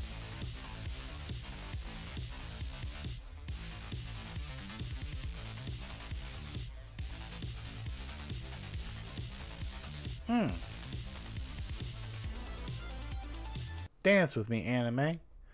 I don't know, we're going to check this thing. It's called Life, Liberty, and the Pursuit of Oxygen. Court K, Oxygen Death Cult? I don't know. We're going to find out what these people have to say. To be able to breathe, the oxygen must be free. And here's what I'm going to tell you. Liberty means life. Our Constitution gives us way for life, liberty, and the pursuit of happiness. Liberty is just not free will, it means free oxygen. Oxygen is highly reactive, it's always being captured by something else. It makes it unavailable for us to breathe.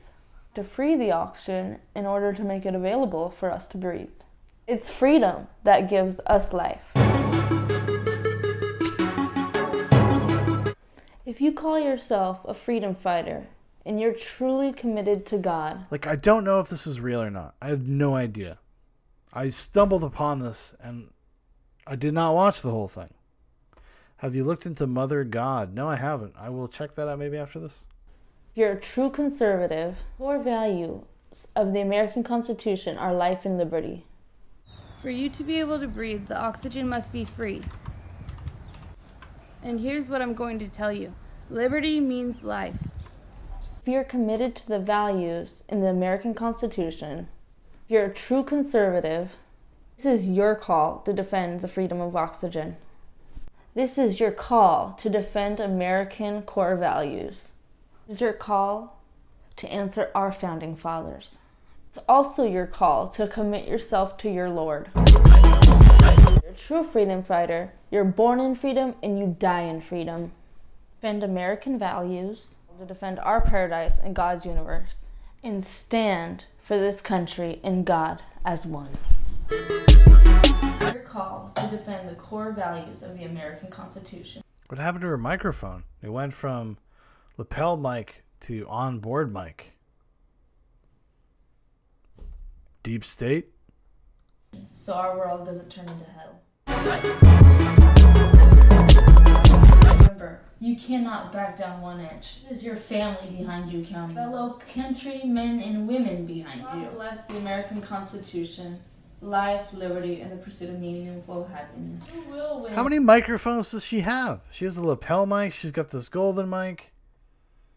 And then there's an on-camera mic. This is the thing that's bothering me the most out of all of this. And your people's lives will be saved.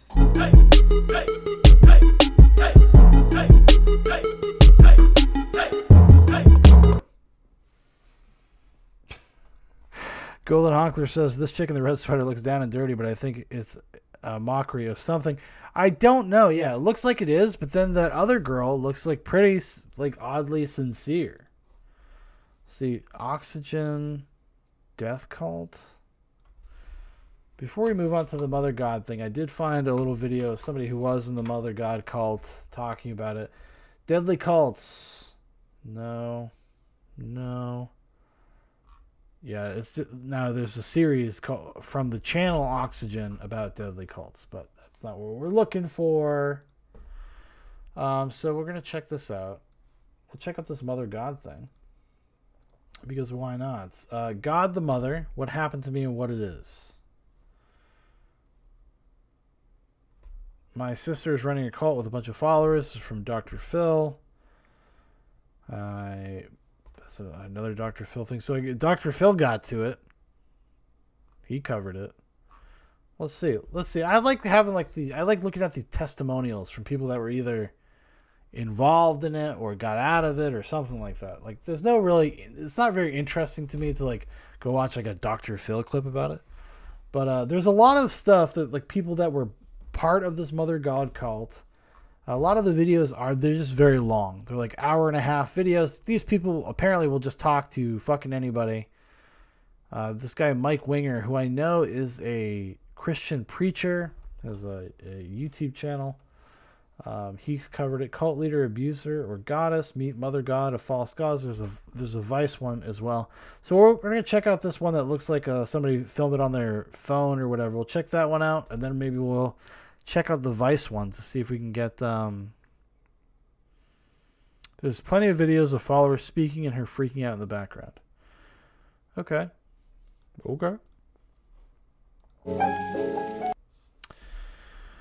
Cults in the 67s were interesting. California was ground zero. Hippies, communes, interesting stuff to watch. There is a ton of interesting stuff because there was a time of kind of spiritual upheaval. You know, people were trying to find like new paradigms. They were trying to get away from kind of the constructs of Christianity, but also but you still interested in spirituality. So they were susceptible, and they kind of just went crazy all over the place. All sorts of weird people.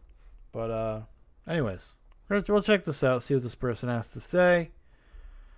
God the Mother, what happened to me, and what it is, and what it does, everybody.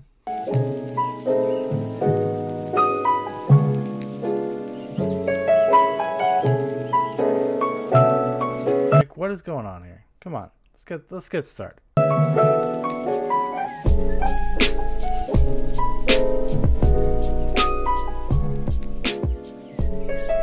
Beats by Fruit Loops. Ramsky said the Mother God calls has a ton of legal issues going on in Hawaii, if I'm not mistaken. Yeah, I did see some of that just in my brief looking up videos. Hey guys, and welcome back to my channel. Subscribe right now if you aren't subscribed already, and give me a thumbs up on this video, as well as turn on my post notifications, because I post like 3 or 4 times a week. Mostly more than that most of the time. So I'm always posting. I always have new stuff coming out, and you can always give me ideas below, or you could DM me on Insta if you have my Instagram, or really anything. You can get a hold of me and give me some more ideas that you would like me to do, and I will do them. But today I'm going to be talking to you about a little story of mine. It's kind of a crazy thing that happened to me. Actually, this happened to me 2 times, and I just thought I would share it just because then you can be aware, and then you can also know that this stuff really does happen in the world, and it's really scary. You gotta be safe. So let me get started. So one day I was in Starbucks with my parents. I believe we were This is like listening to a fucking Zoobox movie review. Get to the point. on our way to like Busch Gardens or something like that, And we decided to stop at Starbucks on our way there because, you know, we always need our Starbucks. But anyways, we stopped there. Of course you do. And obviously we went in, we ordered our drinks, and as we were waiting on our drinks, this girl came in. She was about 19, 20, early 20s at the most. And she didn't order anything, but she came directly in towards me. And she stood by me, and she didn't say anything at first, and she was just kind of standing there, and I was like, this is really weird, this is awkward. Like, she didn't even order anything, she just, like, is standing beside me. So I was a little weirded out, but, like, I didn't say anything, obviously. And then all of a sudden, she started talking to me. And she was, like, mumbling a little bit, so I couldn't really understand everything she was saying. But I heard her say God the Mother, and I was really confused. I was like, what is she talking about? What is God the Mother? Then she started talking about her college that she went to. It's a sweet band. She thinks I should go to. And she just started talking about all this random stuff like she knew me, like I was like her best friend or something. But it was really strange because it was like it was very well prepared and that she really knew what she was doing when she came in. She knew what she was supposed to say. Okay, so this girl... And then she was...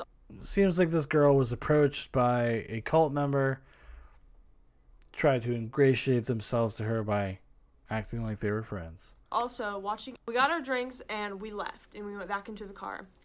And as we went back into the car, we saw her come out of Starbucks and pull this van pull up next to her. She got in. It was like this really weird, creepy van with this man driving it. And we're like, that is just really strange. And I was just so weirded out. But after a while, I didn't really think a thing of it. I'm like, this is just strange. Like, whatever. It's weird, but I didn't really remember it very much. Well, about like 4 months later, I'm scrolling through Facebook, right?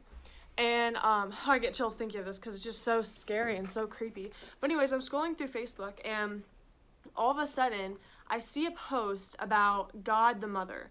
And I was like, wait a minute. No way. And I clicked on it. And then once I clicked... Synchronicity of life, dog. She's already been ensnared. I hope at the end of this video she says, now I'm going to that college. And things have never been better. On it, I realized that the thing that the lady told me about was God the Mother, and this post was talking about sex trafficking, and I was just like in shock, like my whole body just froze up. And I went to my mom immediately. I was like, do you remember the lady at Starbucks? You remember how it was really creepy? Well, she told me God the Mother. She was talking about God the Mother whenever we were in Starbucks. And look at this post. Like, this is talking about sex trafficking. This means this lady was in sex trafficking, and I just got chills all down my whole body. It was horrible. And it was just sad. Like, I just felt like... Okay. We don't need to watch that. But yeah, okay, so she had some sort of encounter that could have gone bad, right? Seems like what she's getting at there. I don't want to be dismissive, but I don't need to hear all this. Alright.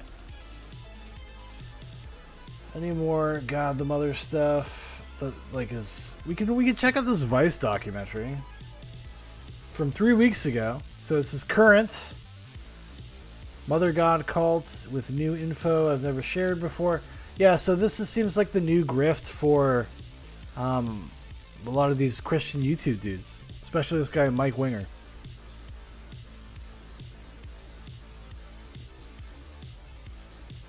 Yeah, a lot of the videos I'm seeing just like that come up right away are all like Christian emissaries and all Christian interviews and then Dr. Phil videos. But, you know, we'll check out the Vice one. Now, just a forewarning, I will be stopping this documentary a lot because I have to for when I upload this on YouTube. So just be aware of that. And I'm sorry if you get annoyed by that. Alright, here we go. Once we get done with this, set the beat. Alright, here we go. I am God! This is Amy Carlson. Jesus fucking motherfucking Christ. Who I am. Her followers believe she is God. But others allege a culture of abuse. It's a cult, it's a scam. It's a lot of mental manipulation, a lot of brainwash. We're a cult because we see the truth. This is False Gods, and this episode is about Amy Carlson, aka Mother God.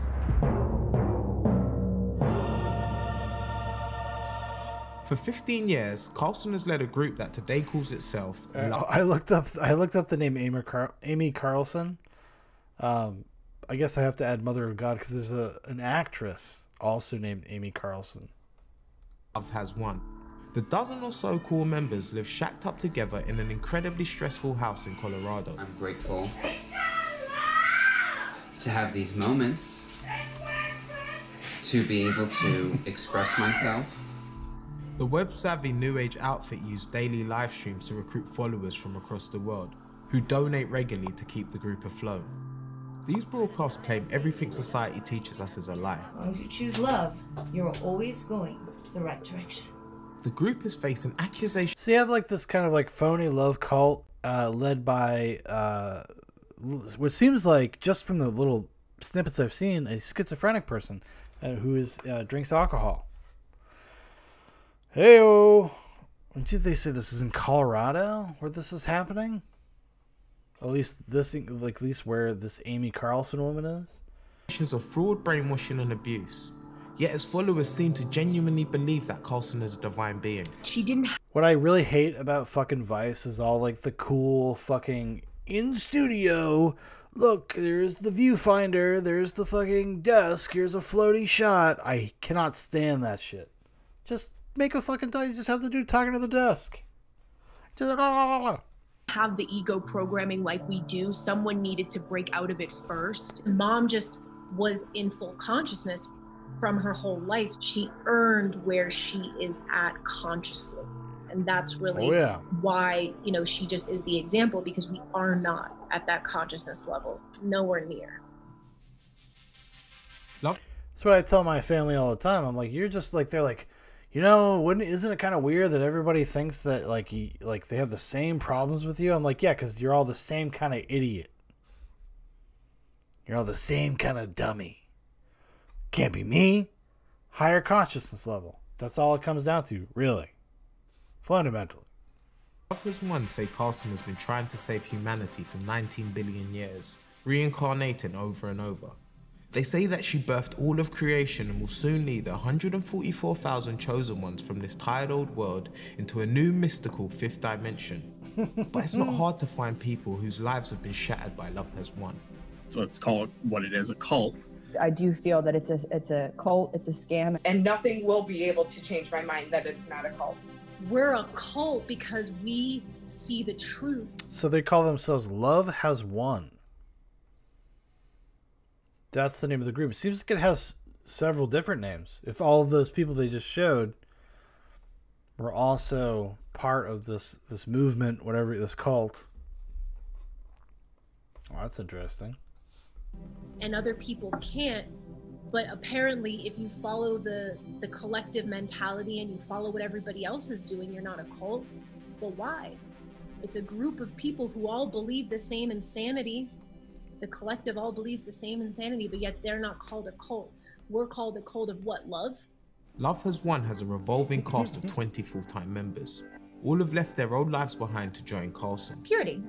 Balanced harmonics. They spend their time bringing in donations via live. Yeah, they hawk shit. I guarantee you, most of the time, they're hawking these lotions and holistic medicines and supplements or whatever the fuck you want to call them. I guarantee you that is a big part of what they do every day. Stream, selling new age merchandise and attending to Carlson's every need. He just brought her a bowl of chips and he seems like kind of, is this okay? Are these ruffles okay? Careful for the corner of your mouth. Careful. The 44-year-old's devoted followers call her Mum, or Mother God. And over the years, Carlson has been joined by several father gods. Father and mother of all creation are here on the planet. Hi, everybody. Oh, so whoever she's fucking at any particular point, they're the father god. It's like, you know, all of these followers that like abuse children with like a single mother that just like lets whatever dude she's dating hang out with them, come into the house, be part of their lives, and then, you know, then they're done 3 weeks later. Everybody. Greetings, love beans. One of them was Andrew Pafaki, who after walking away from a deadly teenage car crash went seeking a spiritual mission in life with Love Has Won. Arrived in Denver Airport, took a 5.5-hour taxi ride south to the middle of nowhere in Colorado. As soon as I got out of that taxi and walked in that front door, I realized I made a grave miscalculation. Everybody there was on a mushroom trip, and apparently none of them had gone to bed yet. It scared the crap out of me. A group mushroom trip, I don't know who created the story because we don't know anybody who did that. After spending 10 months as a lover and a babysitter to Carson, Profaki left Love Has Won. We love you. This is Mother God. Amy, at that point in time, was definitely one of the most brilliant, insightful people I've ever met. But it all changed after dinner. She could drink like I've never seen before. She would fill a highball glass, I mean, almost the whole way with vodka and just, you know, spritz water on top. Fuck. She'd probably drink 8, 9 of those a night. So basically she does episodes of NIGHTCAP without, you know, without being as charming. Would turn into somebody else. You just fucking got me on that fucking motherfucker. Fucking wow. She would become angry. She would talk smack and just be very bitter about things, yelling and cussing. I had never really seen anything like that before. You are in fucking treason for all humanity. The members of band, well, officially at least. Seems pretty reasonable statement she just made. This office is giving me anxiety though. This is not cool. Like, this is not hip. You're just as bad as the Mother God, Sarah. Look at all this booze you got here. You're just making episodes of NIGHTCAP. That's all you're doing here. This is just high budget NIGHTCAP. Sad, really. From using drugs and alcohol. That's reality. It's like... Mom is a no on drugs. We are not allowed to do drugs. She doesn't do drugs, and she has kicked people out of this field for doing drugs. Got it. Yeah, but that's different. You know, this is different, okay? Like, she takes the hits so you don't have to. No pun intended. She's organic, so she's not going to consume pharmaceuticals. But she does it with alcohol, which is organic, and that's what she explains as a natural painkiller because she cannot take morphine. In many ways, Provaki's story mirrors those of other members. Limited to 5 hours sleep, banned from sitting down, underfed, never paid, and told that free will is tantamount to sin. It's a lot of... Yeah, show me the lie, buddy. A lot of mental manipulation, a lot of brainwash. She only lets us sleep 4 hours. We have to wake up every day at 5 a.m. We start live stream at 6. Everything is revolved around Amy. Anybody that has said things about the no standing or no usually sitting, people that are really lazy. I think it's the people that grew up in a different way. They were the people that sat on the couch all day and laid in bed all day. Hold on. Do you only let these people sleep 4 hours a night or not? That's a considerable thing. Brilliant as a cult leader and as a future cult leader. Believe me, I'm taking notes. But that's got to be, I mean, that's an important disclosure because you're really going to break down some weak ass people. Now, if you live the Zoobox lifestyle, pretty normal. Pretty normal. It's just how we do, you know? And I think if you cannot rise to my occasion, what the fuck are you doing here? That's what I would tell you, hypothetically, in my cult. Day, and so they get very triggered by it. Holy fucking shit! You know, I'm like 8 billion egos? Yeah, I got this lead. It's difficult to know where to start when it comes to Carson's life story. Only natural, I suppose, given she is 19 billion years old. But according to her family, she first got into New Age thinking when she turned 30. That's when she walked out of her third marriage and job at McDonald's on a mission to save humanity. We are live from Galactic Hub. As their daily recruitment live streams make clear, Love Has Won have lots of plasma healing spray. Where can I get some? I need some of that myself. My plasma has been pretty weak. So this all comes from them just starting live streams. See, this is where NIGHTCAP, big things are going to happen. Big things are going to happen. teachings, like Donald Trump being Carlson's loving father. Mom was incarnated, and Donald Trump, when in that lifetime, was her father. Ridding people of cancer by talking to them on the phone. And we like to say to the YouTubers, we are doing brain surgeries, organ repair. The beings who have had the most healing and have been cured by Mom are the ones that had no fear and no doubt, and they were in surrender. There were certain things that she expressed that seemed so out there, like talking to Robin Williams. What about Robin Williams? I mean, I witnessed her do this, and it just seemed like she... I witnessed her do this. I witnessed her do this. Did you see Robin Williams? You see Robin manifest in the room? Yeah, would you tell him, be like, yo, dude, The Fisher King was alright. I really like that movie. She was super drunk or high. And then when I had pickles all over me, oh shit. These days, Carlson and the group have a new father god helping them to run the show. Oh, this guy's he's a Chad. Look at this dude. He's here. He's here to fucking tear it down. I like this. He's got these two little goddesses to his side. He's like, listen, this is a family business. 44-year-old Jason Castillo has a long history of criminal behavior, picking up charges across the US for drink driving, breaking and entering, and child neglect. Yeah, he's got like some serious psychological problems, career criminal, career abuser. And these chicks are just like, fuck yeah, Father God. I'm sure he really puts the screws to that lady too. He's got that gait. There's a violence under there. There's a beast waiting to break free. Maybe everybody gets a taste. I don't know. Be weird though.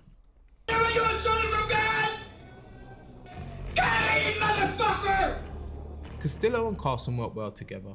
You guys are fucked.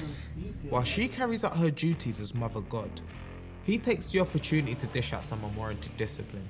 Now you are fucking insane, correct? Yes. How could an insane individual serve God? You're going to be a paraplegic. You're only going to have the right usage of your leg and arm.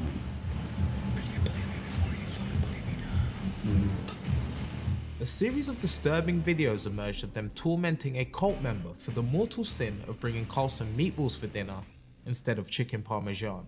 I didn't say. Well, that's a pretty big fucking deal. Like if you're expecting chicken parm and you get fucking meatballs, I mean, imagine how disappointed you'd be. Imagine. It's like, you know, if you're like, hey, honey, we're gonna get takeout.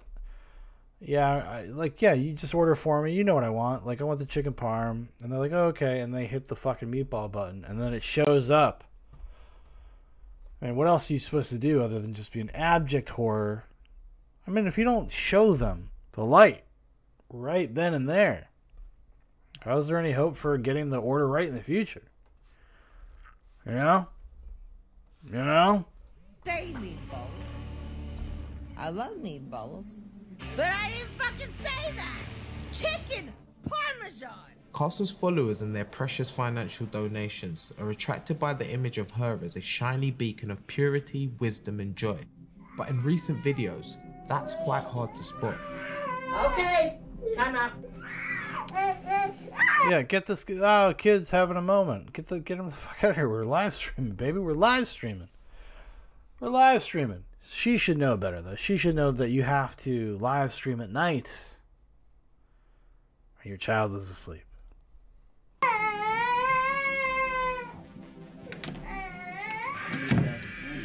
How Amy Mother God handles children.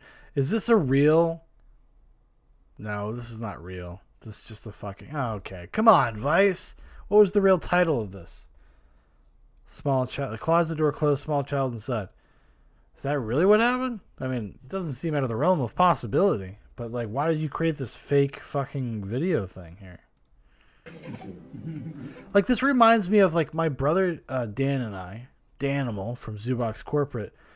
We used to follow, like, really crazy, nutty people that did not have, like, many subscribers, didn't have that many views. One of our favorites to talk about is Lord Stephen Christ. This guy was all about, like, flat Earth. He said he was Jesus. He said he was God made man. He actually had the small little cadre of followers. Not as much as this lady, though. But he had, like, probably, like, a 10, 20, 30 people at one point. And we just found out. I found out about him, I don't remember when it was, like 2013, something like that. And my brother Dan and I would just watch these crazy, wild live streams. And then he would go on, like, debate channels talking about flat Earth. You just look him up. If you want to know, look up Lord Stephen Christ. Maybe one nightcap actually might be fun to kind of delve into the world of Lord Stephen Christ. But we used to just watch it for entertainment, just for fun. But we would be like 1 and 2 of like 15 people watching his live streams and stuff. And it was the craziest shit.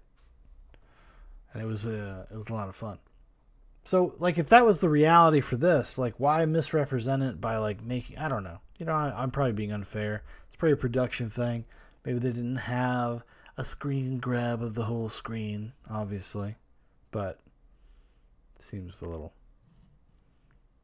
It makes you just wonder. Because now they've gone to this extra step of creating a fake thing.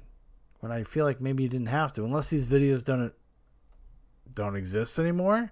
But then you could always go back to the Wayback Machine. So, but I don't know.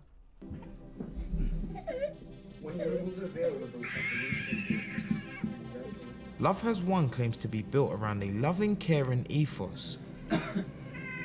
But Amy's violence has led some to say there is a gap between what she... Yeah, because she's a fucking schizophrenic. You can see it. It's like it's not even a question. Bipolar schizophrenic. You can see it. Practices and what she preaches.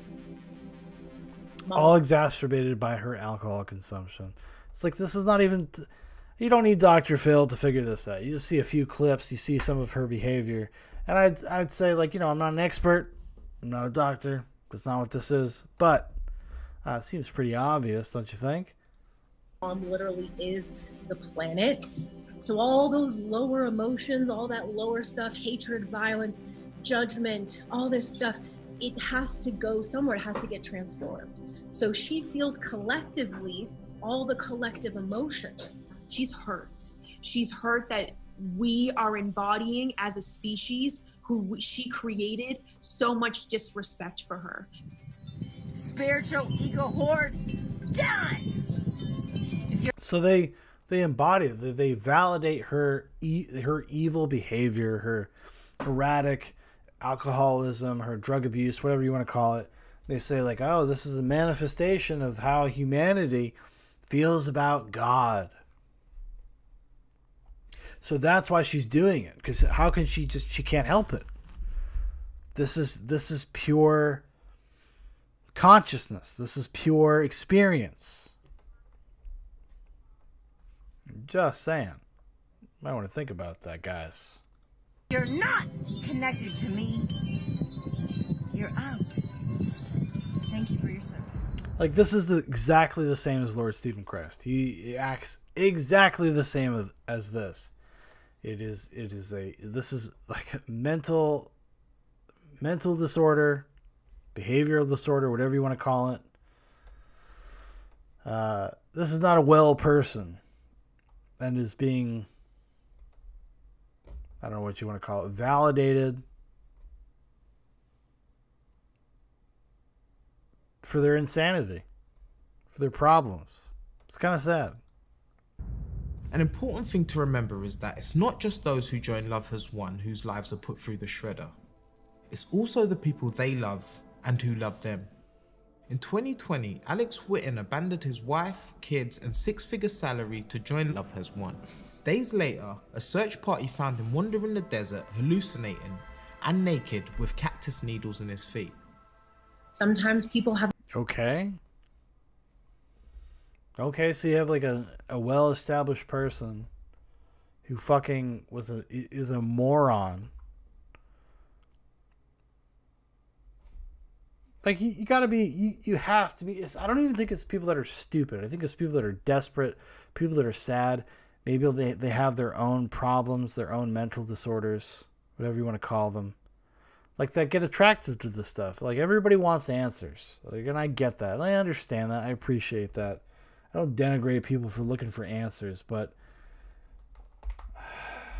like, I don't understand this kind of stuff. Like, when they gravitate towards this kind of stuff.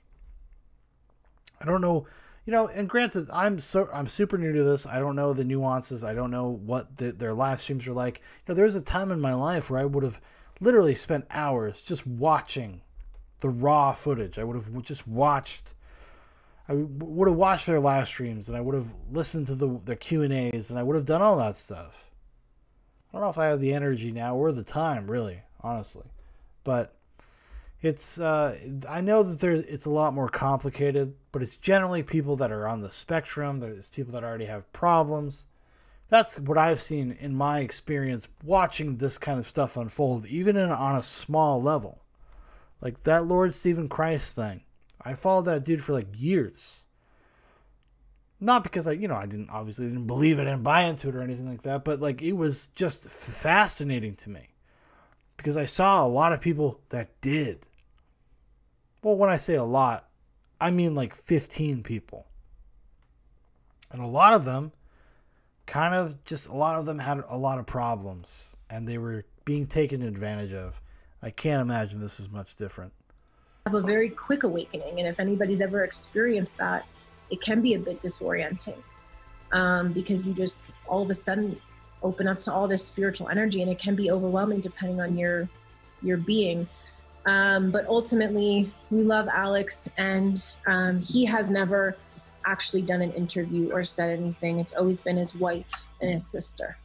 So far, their online recruitment drives continue unchecked. Someone who knows the dangerous power of these videos all too well is the friend of... See, this is also something I don't like, and this is something that I cannot stand, that people like Vice engage in. They're like, but they're still available, and they're still live streaming, and they're still doing that stuff. They're still into that stuff, and like we're allowing this stuff to be on the platform. It's like, dude, if you're dumb enough to give money to these people or whatever, that's on you. Like, to suggest this is convincingly manipulative is, you're already going to have problems. You're already going to be susceptible to this stuff.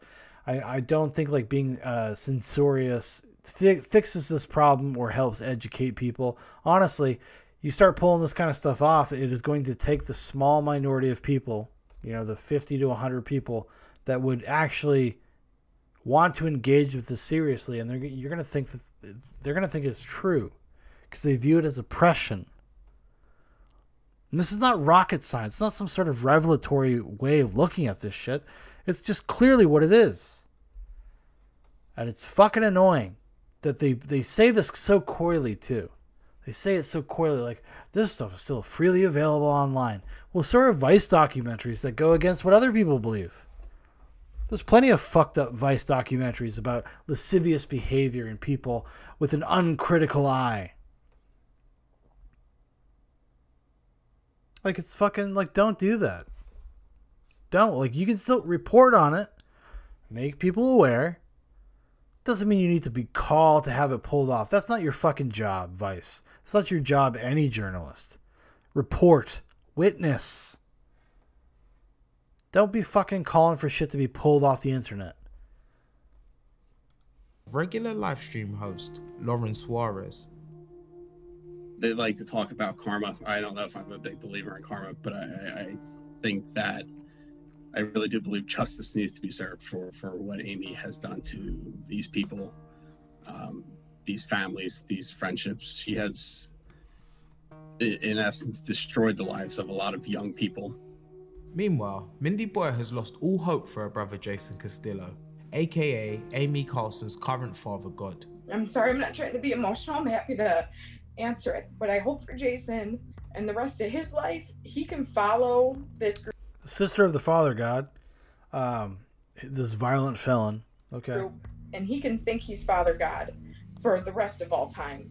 But he's my brother. I would like him to have happiness. I just wish that they would stop trying to recruit innocent people from around the country to be just like that. Your brother is a violent offender and you fucking know it, and he obviously has psychological problems.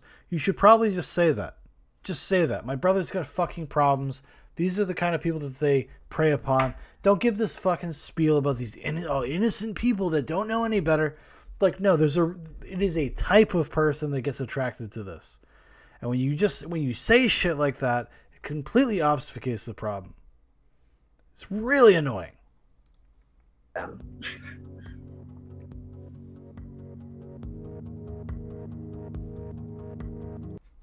Well, there you go, everybody. That's Vice's take on that story.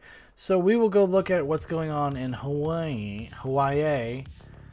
Here, this is local Denver channels covering this. Apparently, they tried to relocate to Hawaii. A lot of heat. Dealing with heat in Denver.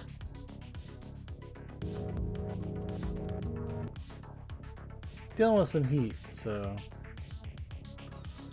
we'll see what they have to say. It says Hawaii residents protest Colorado organization staying in Kauai accuses group of being a cult. Maybe they're right. Maybe they're right. Who knows? All right, here we go. Despite trying to call Hawaii home, Colorado. Oh my God, this looks already seconds in looks completely fake. This looks like it's from RoboCop. The way that woman's talking is like from RoboCop. Just wanted to put that out there. Colorado-based organization is back in the Centennial State after they were met with protesters accusing them of being a cult. Denver 7's Gary Brode talked to two of the members of the group who call the whole thing alarming. Never come back. For leaders of the organization, Love is One, aloha only meant goodbye during their Hawaii trip. That they didn't agree with what we were speaking. So do you think like people in Hawaii, because it's so small, they're just more like sensitive to be like, no, we've seen your type before. Please don't come down here. Because it's like people that were on the side of the road like saying, get the fuck out of here. It wasn't like the government. It wasn't police. So I'm wondering how they got clued in, because it's a pretty, like, you know, even though I know it's got a lot of public exposure, it's probably because of Dr. Phil, honestly. It seems like a pretty small operation, all things considered. And felt that we weren't allowed to be there. Lauren Suarez and Ashley Pelusa are members of the organization Love is One, a registered 501c3 nonprofit based out of Crestone. Amy Carlson. How the fuck do you get that? Listen, Zoobox is a nonprofit. We're a nonprofit, everybody. Just send us your cash. Send us your lemons. Give me an ice cream, a diamond, maybe an Injigini, an Injet, if you really want to get, if you're a fucking high roller. But like, we're a nonprofit. Because I'm just gonna say like we're an information hub, right? We're here spreading things. We're educational. We watch internet videos. We talk about them. We're a nonprofit. We're just trying to save fucking people's lives. Like, what does it take? Jesus Christ.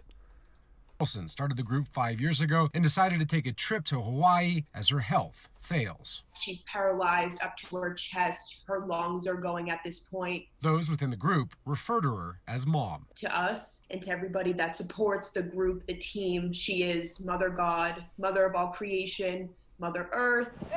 It's that belief which created problems while Carlson stayed on the island of Kauai. What really I feel triggered them was, you know, they have a fire goddess there, which I feel is their version of the divine mother. Leading local authorities in Hawaii to call the group a cult. If that is the reason why they rejected, that's kind of funny. Fuck those people too. Word has a very negative connotation, and I feel it's used against people in a way just of something they don't understand and maybe just can't accept. Days leading to the group's departure, locals gathered outside of the house, protesting their presence on the island. They were telling us that we were invading them and we were somehow trying to destroy their culture when we weren't. The level of violence that it rose to was pretty alarming. Just broke the window right now with the mouse trap. Video shows protesters throwing objects at the home the group was renting. We had just bought her a brand new car, which was the first. You have offended the fire god. You've offended the fire god. You cannot be here. We only have one god. New car she had had in probably 15 years, and they destroyed the entire vehicle. A release from Maui PD shows that law enforcement stepped in for the safety of the group who chose to leave the island last Friday. And after some travel issues with travel forms, all 14 members of the group came back to Colorado. Gary Brode, Denver 7. Well, that is your community right there, pushing you out. Not gonna lie there. I think that's something we gotta revisit. We're gonna have to revisit on a future episode because I want to go do some. I want to go look into that because I want to find like good stuff to look at. Maybe we can find some good interviews to dissect, or I can do a little bit more prep to like figure out what would be a good place to go from there. Because there's a lot of stuff, a lot of interviews, a lot of things that could be interesting, but they're all very long. And as much I don't mind long things, but like I'm already 2 hours, 17 minutes deep into the live stream, so we're probably gonna kill it there. I feel like that's a show. That's a show. A little shorter this week, but c'est la vie. Such is life. Thank you for watching, everybody. Thank you for listening. If you'd like to know more about this program, check out the About section if you're on DLive. Check out the description if you're on YouTube. And thank you for watching. Give us a follow. Give us a subscribe. Give us a like. If there's anything in particular you found funny about any of the stuff we've seen tonight, let me know. Also, if you have a subject you'd like to see covered on NIGHTCAP, throw it in the comments. Please. Please do. Because I would love to have, if people have things they want to watch, they want to see, throw it my way. Throw it my way. I would love to have a little direction sometimes. Prophet's always good for that. Sometimes he'll light that spark and then we're off to the races. It's always good if I can have a place to start. We can go and have a great show. You know what I mean? Anyways, everybody, goodbye.